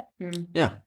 Period. Yeah. And so what you guys do is so different that I think going, they're saying, I can break through this thing that my dog has been displaying for X amount of time, and I've tried everything, and, you know, they haven't tried everything. And, yeah, like I said, it's hard, but it's rewarding on a whole nother level. So, and it's possible too. So if a person has a challenging dog and they just want to be able to walk past dogs on the street, like you were saying, and that's their goal, that's a great goal. That's a wonderful goal. So we're not saying that this is a must for everyone. People get to choose their own experience with their own dogs, but it's just having it open as a possibility for the population of dogs on the planet. Yeah. It's a possibility. Absolutely. And for a lot of dogs, it's okay. And it's good. So one of the things that I think the reason I've had my clients stay away from the dog park is because, you know, let's say you have a really social dog and they just purely are excited on leash about the sight of other dogs because they go to daycare, they go to the dog park, or they're just easily frustrated, whatever it is.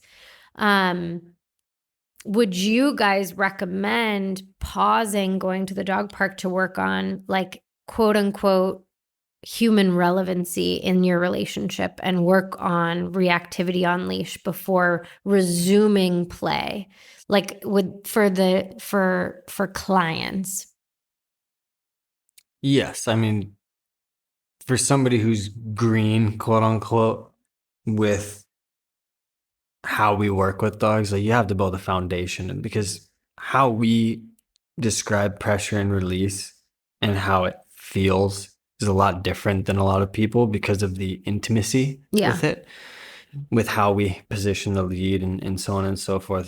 So you really have to build an understanding, and this is a civilian as well as trainer, as you're well aware, right? Just the difference in how we handle dogs. So yes, you have to build that foundation first. But then I look at that overexcited dog. Like if you handed me an overexcited dog and you're like, go work with them. Like, yes, I build an understanding pretty quote unquote quickly with that dog. And then I could go into the dog park and just use the dog park as my training station. Because if you see a dog, well, every time you see a dog and get excited, your feet move and life becomes a little challenging until it becomes softer, you become softer, and that spike in energy dissipates, and then life gets a lot easier. And so then they just start choosing that.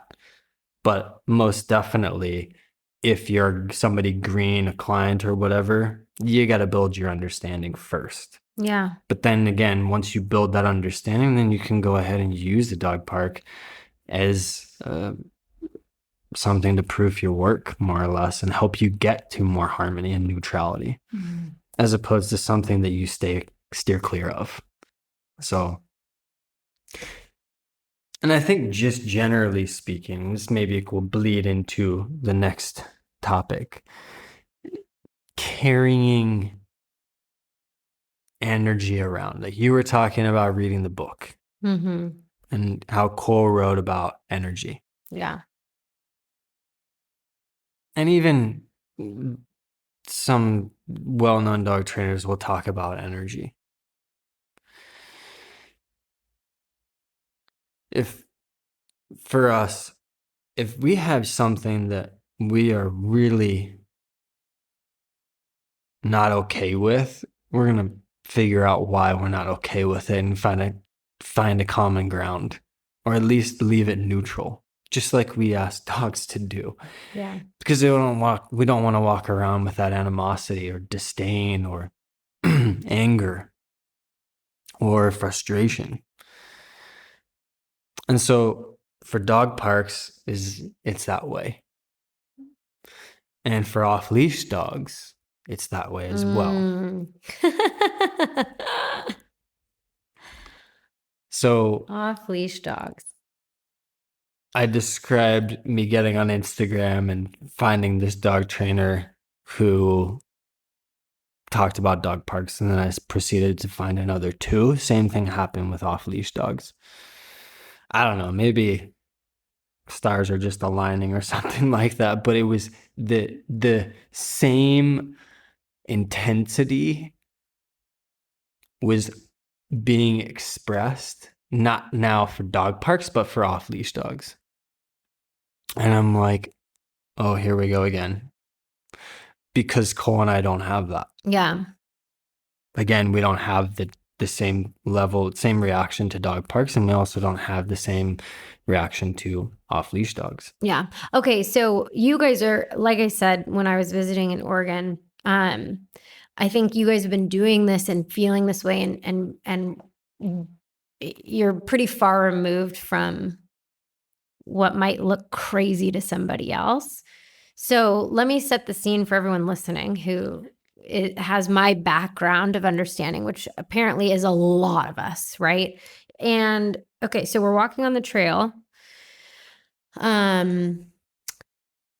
and John you had the doodle, your mother-in-law, or yeah. What was his name? Beckett.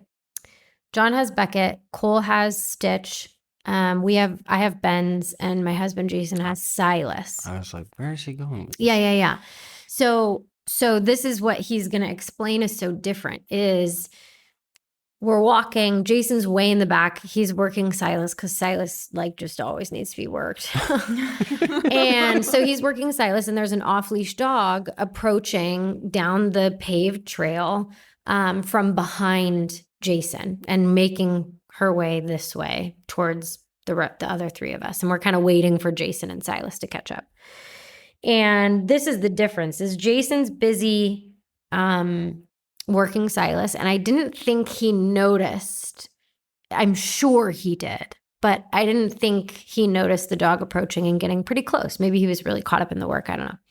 So I said that dog's coming, just so you know. And he said, okay. And kind of pulled off to the side. And for us, it's very much so block that dog, shoo that dog off of your dog, tell the owner to get their dog on leash, keep that dog away from your dog at any cost to make sure that your dog understands that when they are on leash with you, they don't have to protect themselves, right? Mm-hmm. So that's where we're coming from. And it's oh, there's a dog coming, get your dog behind you, this kind of stuff. And this is what everybody's teaching and talking about. So Yeah. I see you smiling, but like this is Well, I already have a comment. Yeah. So hang on though. Okay. Okay, hang on. So I'm like, my stomach is in knots because she doesn't get this dog on leash. But Jason, like, it's a pretty easy, soft dog. One of those dogs that like you can look at and say, go on, and it's not going to come up to the dog you have. Mm-hmm. And then I watch as it's walking past me, and then John and Cole are stopped on the side, and they each have their dogs, and they're like literally just let this dog come right up to their dogs, and they smile and nod. And that is what they're saying is so different, is like, everybody is learning how to deflect dogs off of their dog and yell and stomp and get their dogs behind them and yell at the person to get their dog on leash and causing this big scene, right? Because we all believe that will help our reactive dog feel safer. Carrying mace or this and that. Yeah, walking stick. I've said it all. Yeah. Air horn. Yeah, compressed air or something. Yep, like that, exactly. Yeah. All the things to keep your dog safe. But then, you guys are standing there and like have your dogs exposed. And these are two, I mean, it's Stitch and Beckett that like Beckett goes to the dog park, Stitch goes to the dog park. Very social dogs, but you would do that with any dog. Yeah. You at any stage of training, you would set that up to where it's like, you're going to let this dog approach your butt. They're going to pass and it's going to be fine. Yep. And if they want to come up and smell you, they'll smell you. Yep. And then we're either doing that in motion. Yeah. Or we're doing it stationary. And if that dog comes, I just want to set up a little example, like describe it a little bit more. If the dog smells the dog's butt and then they go around to smell the genitals of a male, regardless, around the side, behind the ribs, then we go ahead and take a step back.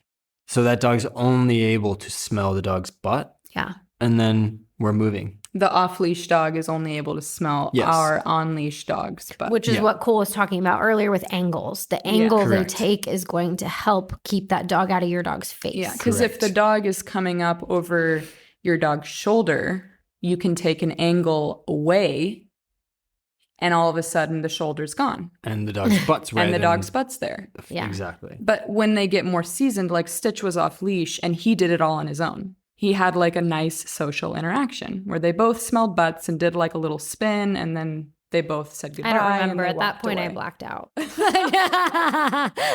Oh, and mind you that this woman was being extremely quote unquote irresponsible in most dog trainers' eyes because she had a 3-month-old, 4-month-old Australian Shepherd. Yeah, it was like a 5-month-old off-leash Australian Shepherd, and she's going, "Come on, come on," right? And for me, it's like nails on a chalkboard. And John and Cole are just like, it's like this.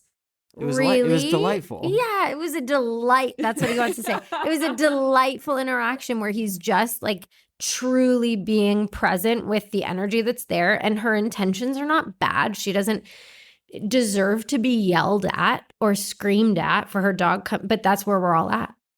And that's where we're all at. And the thing is with the comment that you were making, well, again, coming back to the energy, like in these moments, like if you want the moment to be smooth and you want the dog to be trusting of you, there is a value in learning how to handle those moments in a more accepting and welcoming way than deflecting, because it's not sending such a great message to your dog. It's sending the message like there's a threat. Yeah.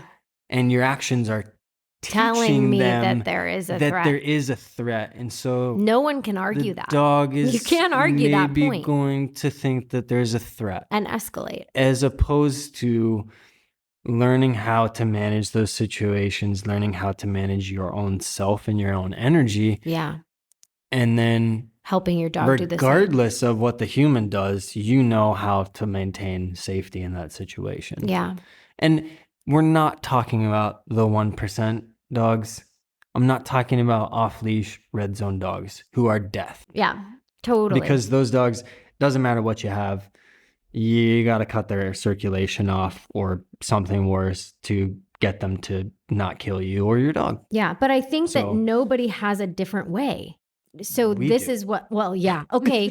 Yes, I'm talking about anybody else. Right. So what you teach is this is a safe spot next to me where I will deflect anything you're worried about so you don't have to, because that's the way we've seen work for some dogs. Yeah. You know, we don't know a different way. Right. And the thing is like, if you go to other countries, like go to Europe. Yeah. Go to Mexico, like good luck with your on-leash dog. You will look crazy screaming at everybody to get their dogs on leash. You're literally going to be like blacklisted by everyone. If you moved to Europe and did that, like good luck, because all the dogs are off leash. So all the dogs cool. are off leash in Mexico. And how cool is that? It's amazing. And going to the dog parks there too, amazing. And of course, they're the oddball dogs, and there's behavioral issues, of course. Yeah. Of course, there's going to be that. But the culture is way different over there when it comes to dogs. The energy around surrounding dogs is way different. So, anyways. And there's breed restrictions, so that plays a role because they don't have certain dogs off leash that causing a ruckus, which helps people be rest assured. So like there's variables. I'm not saying that like it's just all fine and dandy. But anyways, leading kind of by example though is very important for your dog in our eyes. You mean? You know, yes. And I've said it before, but when we stopped using corrections, the dogs stopped correcting themselves, each other. And that was something that literally came to our awareness like months, maybe a year, 2 years. And we were like, we haven't had a dog bark at another dog or growl at another dog or the dog scuffle or argument in years. And it's been 5 years. And maybe we've had one. No, not even a scuffle though. No scuffle, but like a dog being like... Cole says, take that back. I do say she does. Take that back. A dog, sorry. Yeah, be more specific. Like a dog stepping on another dog's foot and then barking. Right. And that's it. Yeah. Yeah. Like, and ouch, surprise. Yeah, and then John you go and work like, on it. Whoa, that's way out of line. And we treat that as if we just saw a dog scuffle. Right. But we're not reacting in this intense way. We're just like, oh, hey, we'll work on that. We'll help you with that. Got some sensitivity around your feet. Yeah, it's a little too sensitive. Yeah. It's no big deal. Yeah. So why do you think there is, like here when dogs get out or when dogs approach, why do you think there's so much pent up intensity behind the way dogs approach other dogs? Because like if you look at like, there was another trainer, she went to Paris and she's like filming these dogs come up to her dogs on leash. And the calm, neutral nature they have about like, I'm going to come right up to your butt and sniff you and move on. Here is like full sprint right into your dog's face. Like, do you feel like that is part of the culture that of like, I don't know. I mean, I think a lot of it has to do with not. There's so many different variables. Yeah. There's a lack of exposure, a lack of exercise, a lack of fulfillment. I mean, the list goes on. And it's kind of like pick and choose whichever recipe of it you want. Yeah, sure. To put a finger on it, I don't know. But when I look at other cultures, when I look at whether it's stray dogs in Mexico, who, of course, they still get into it. Yeah. They get into it over mates, for sure. Big time. There are scuffles. There are fights. but a lot of like the majority of their life is very harmonious. Mm-hmm. And then when you go over to Europe, again, like they get to be around life off leash. And when you're off leash, there's Way less frustration. way less frustration, but not necessarily that, but like, you know, if you have your dog off leash, for the most part, you're very trusting, right? Sometimes that's a false sense of trust, which a lot of people have in the United States, like people letting their dog off way too soon. But in other cultures, if you go over there, like you describing those dogs coming up casually and respectfully, because they don't really have a worry in the world. But I also don't think the people have a worry in the world. Right.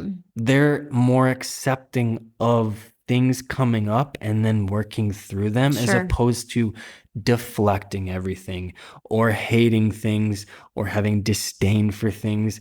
And it's not necessarily just one thing. It's like having disdain for dog parks and off-leash dogs and this tool and the way this person does this. And it's just like lots of hate and lots of disdain and tension.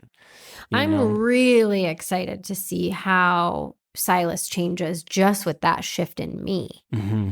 Because for so long, I have shooed off-leash dogs coming up to him and yelled and sent them off and stalked them and done all this stuff while he's behind me.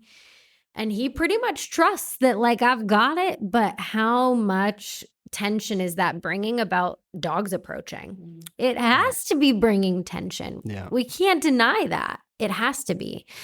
Go ahead. What is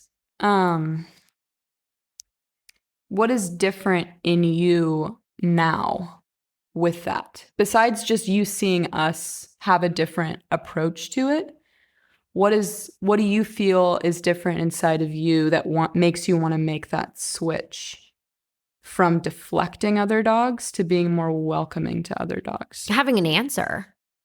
Literally just having an answer. What do you mean?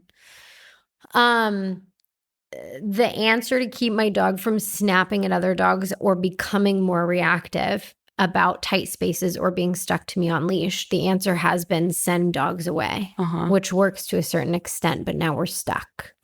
And so the new answer is stop tripping out about it.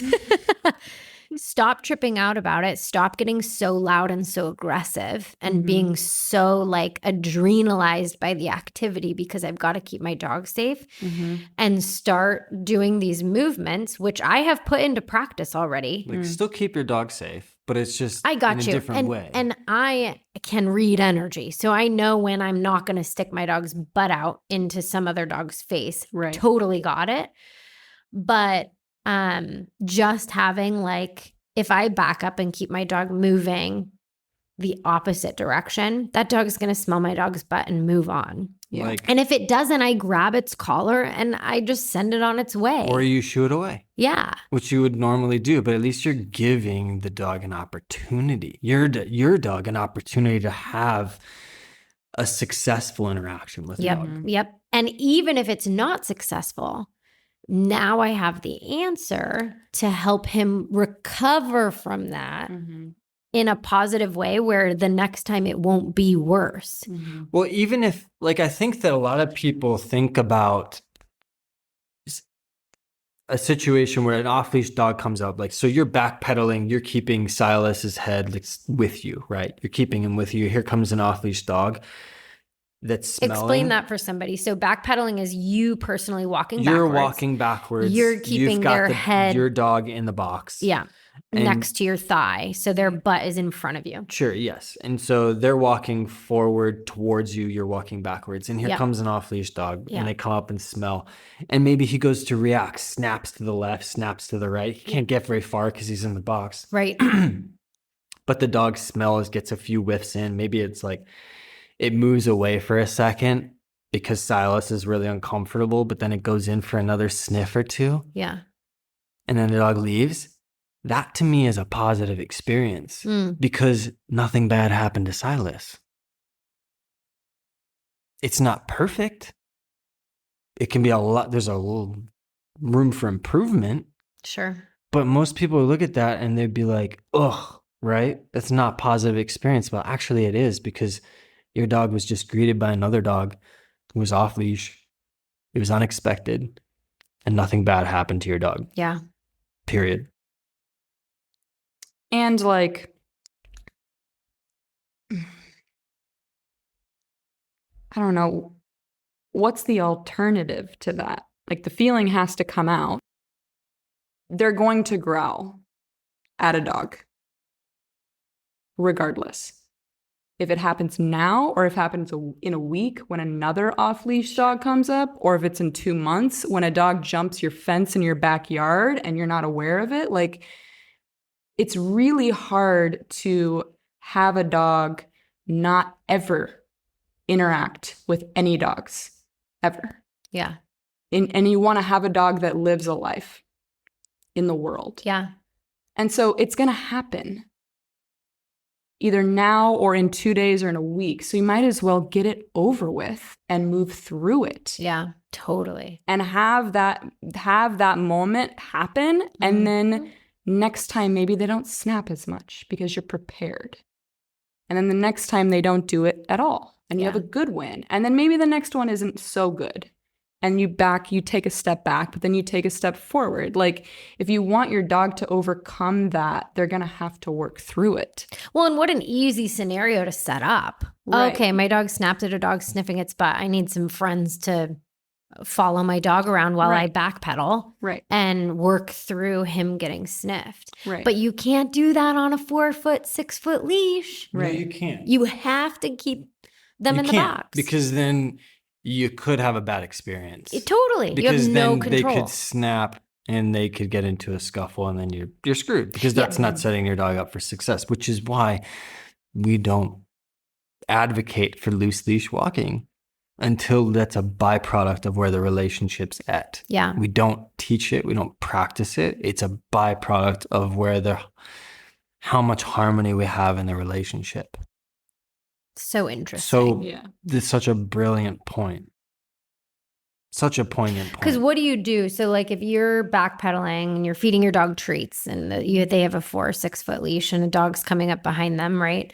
Or whatever, a kid, it doesn't matter. Yeah. And they snap at them. Like, what's the alternative? You either pop them on a prong, pop them on a slip, zap them with an e-collar, or if you're not doing aversives at all, you just say no or phooey or no, you don't say any of that. You just go, oh, I set them up for a really bad experience and I should be more careful next time, which doesn't help anything either. But what I'm saying is that's valuable. That's valid. I don't mind that take on it. But you're not putting yourself in any scenarios to improve. If you go back and you set it up for more success, then that's valuable. Rather than just kind of putting all that guilt on yourself because you failed your dog, but then not going back and working on it, then that's a detriment. Yes. Yeah. For sure. Yeah. Mm-hmm. Yeah. Yeah.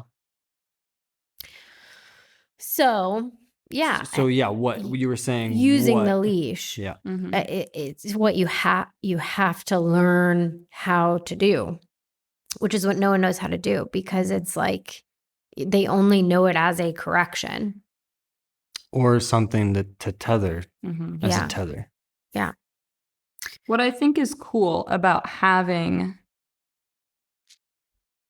the understanding of angles and where a dog might feel more uncomfortable being greeted on their body, like around their face and their chest and their shoulders. When you have that understanding and like how to hold the lead, how to communicate. We were in the Bay Area doing a training.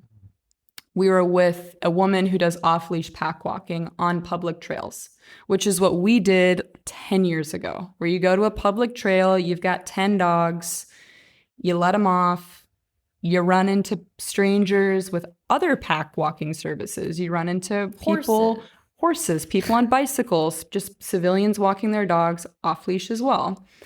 And John's working with the student. She had a really small pack for this morning session. She had 4 dogs.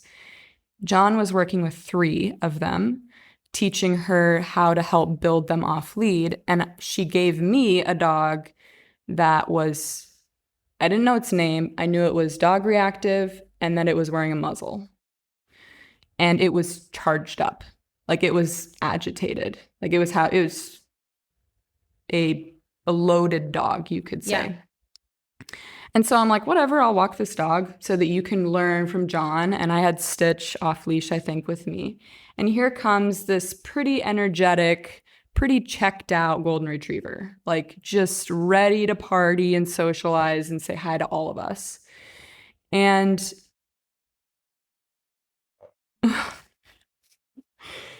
here comes this dog towards me, and this dog that I don't know. Yeah. I don't even know its name. All I know is that it's not in the best state of mind.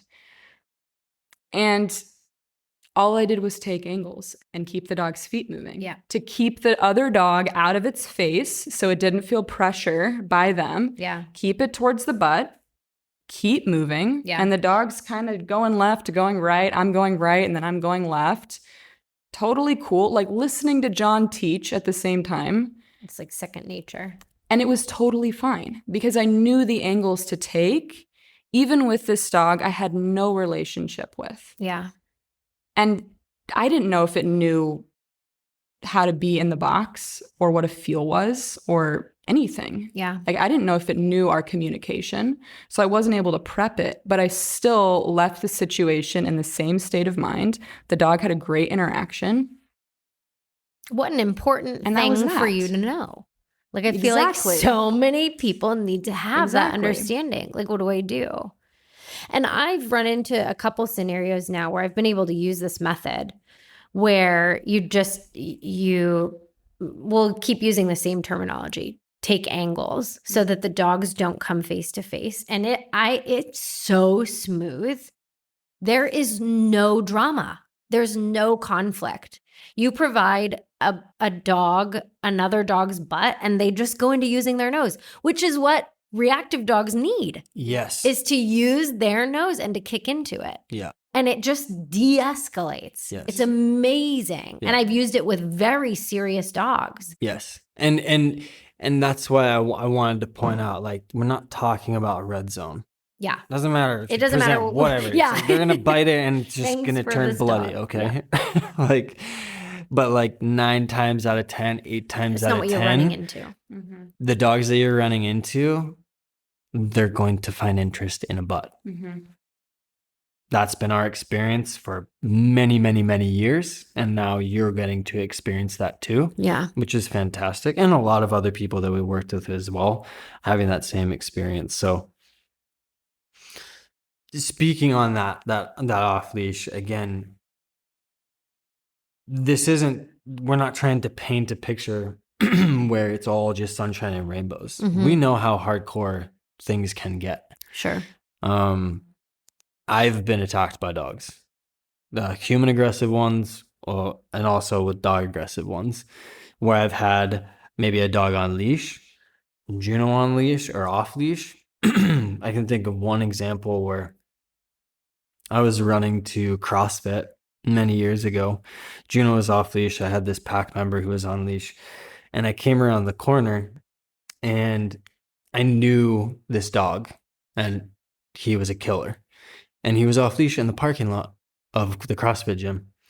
And on purpose? Must have been on accident. It was by accident. Okay. And I turned the corner and I just stopped, and I was like, he immediately saw us and then just started running towards us, but not like frantic, because this dog wasn't frantic. He was calculated, not making any noise. And I was like, okay.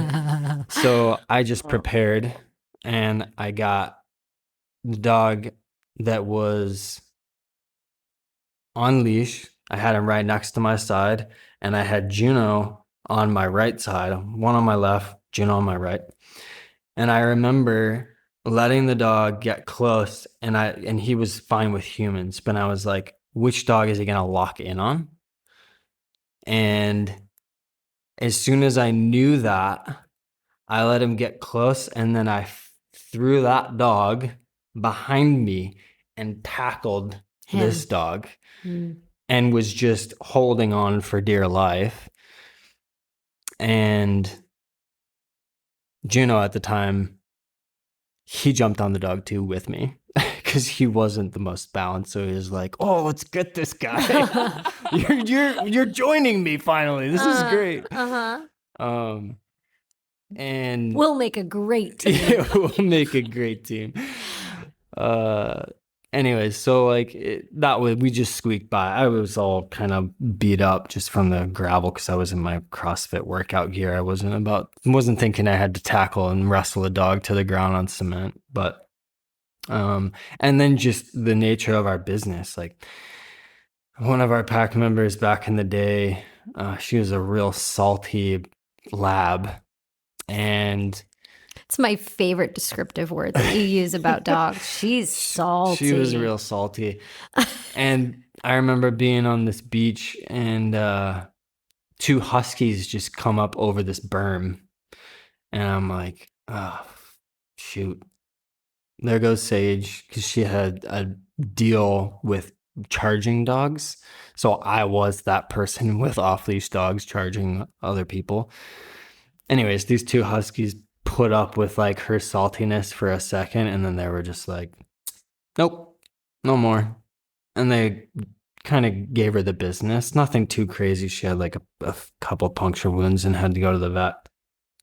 And so like we've been in it. We've been in the thick of it. But just like with Juno in the dog park, I was like, I know there's a way out of this. I know I'm not going to let these negative experiences be a roadblock in my growth and understanding, nor the growth and understanding of the dogs that are in my care. Yeah. So, yeah.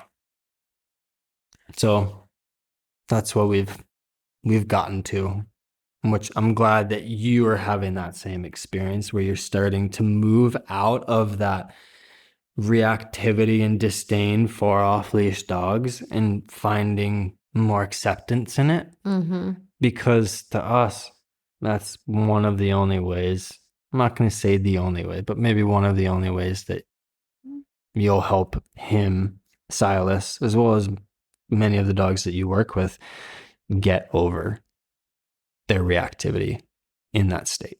Yeah, I'm so curious to see, because the truth is he needs to get better about dog interactions. And so I'm just curious how this will change things. For sure. Well, we're excited to hear how it progresses. I hope that the people that this reaches lighten up. Just kidding. No, honestly, like I hope the people that this reaches at least have some sort of seed of like, maybe you don't have to tell every client to avoid the dog park. Maybe you don't have to kick off some doodle coming up to sniff your dog. Maybe your dog needs to work on that. You know, that's what I hope it plants a seed for, because it did for me. I was and currently continue to slightly be that person, but the seed feels good, and I'm gonna let it grow. We're gonna see where I go. Love it. That's great. Thank you for that. You're welcome. Thank you, Kaytlyn. Thank you. Thank you, everyone, for listening. Yeah, thank you for listening. That's a wrap. Happy training. Okay, so we I forgot to mention at least one thing, and that is he mentioned it, and I said, you have to add this because people will lose their mind. And what it was Cole and I, like a couple weeks ago, and then just many times over the last how we live our life, months and years and stuff, is from time to time we'll be on a hike, and maybe she's got Stitch and I've got a dog, or I've got two dogs, whatever the case may be, or 3 dogs, 5 dogs. And it's delusional. we'll see somebody with a dog and we'll ask if it's okay if our dogs meet.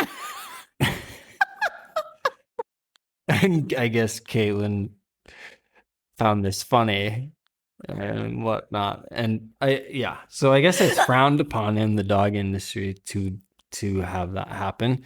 But it's something that is true to us. And it's a bizarre picture in my head when you say that. I'm thinking these extreme dog professionals, like, look at what you do, okay? And to have that amount of knowledge and then also admit, yeah, just so you know, with my cowboy hat on. We're those people. You're those people. Excuse me, can our dogs meet? And then Cole goes, yeah, and someone turned us down the other day and we were like, oh, are you sure? That is a weird, I mean, it's just so, She did only turn us down because her dog was in heat. Yeah. And we're thinking, we literally have a dog in heat in our pack right now with 20 dogs. So it's like no big deal. But we didn't stay and have that conversation. We didn't mention it. We just walked on. No, but we're responsible. Yeah. Yeah.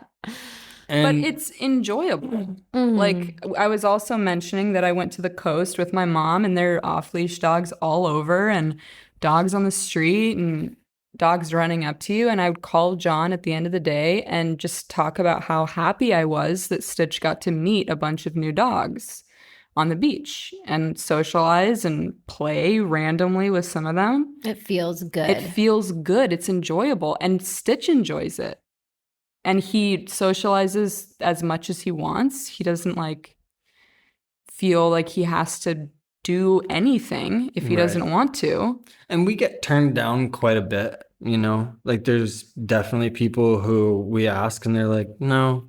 Yeah, or they just give us a nasty look and keep walking. Or if and we're someone's no big deal. Because they've been listening to us on Instagram. All of us going. Who knows? But like, it's like, it doesn't move us. It's just a whatever. Because we know that there's plenty of people who'd be like, sure, yeah. Yeah.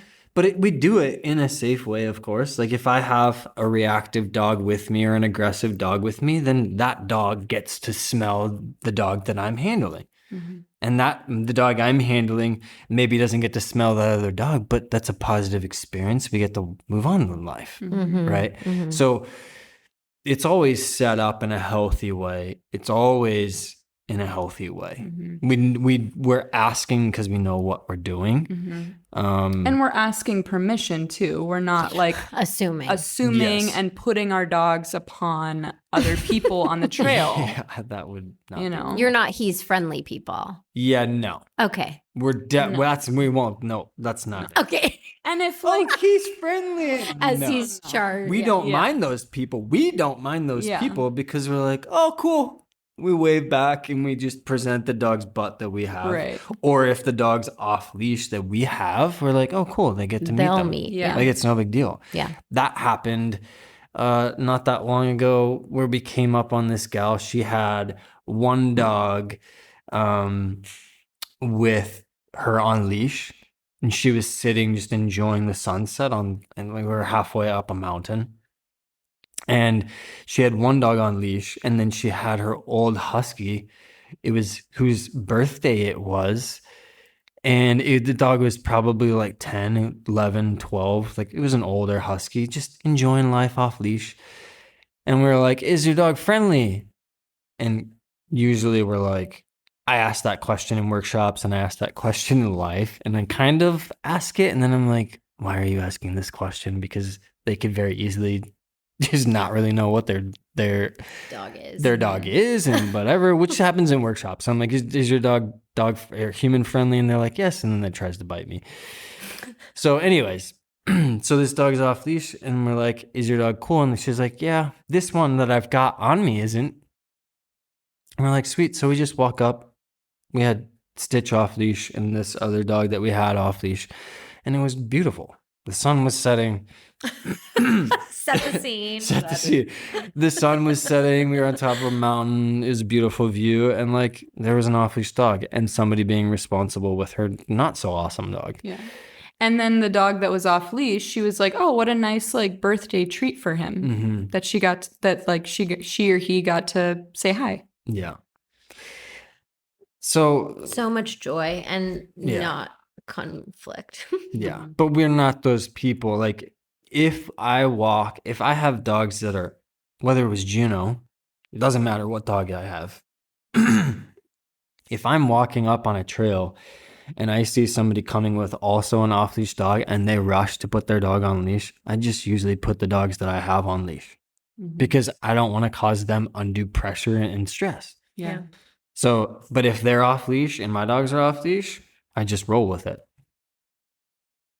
Because I know that the dogs that I have off leash, if they're not good, they're not off leash. Yeah. We don't dice roll, you know? So it's very organic and it's very fluid in those situations. We're definitely paying attention. Is the person putting their dog on leash? Okay, I'll just leash up and have it be a no question, non-issue, right?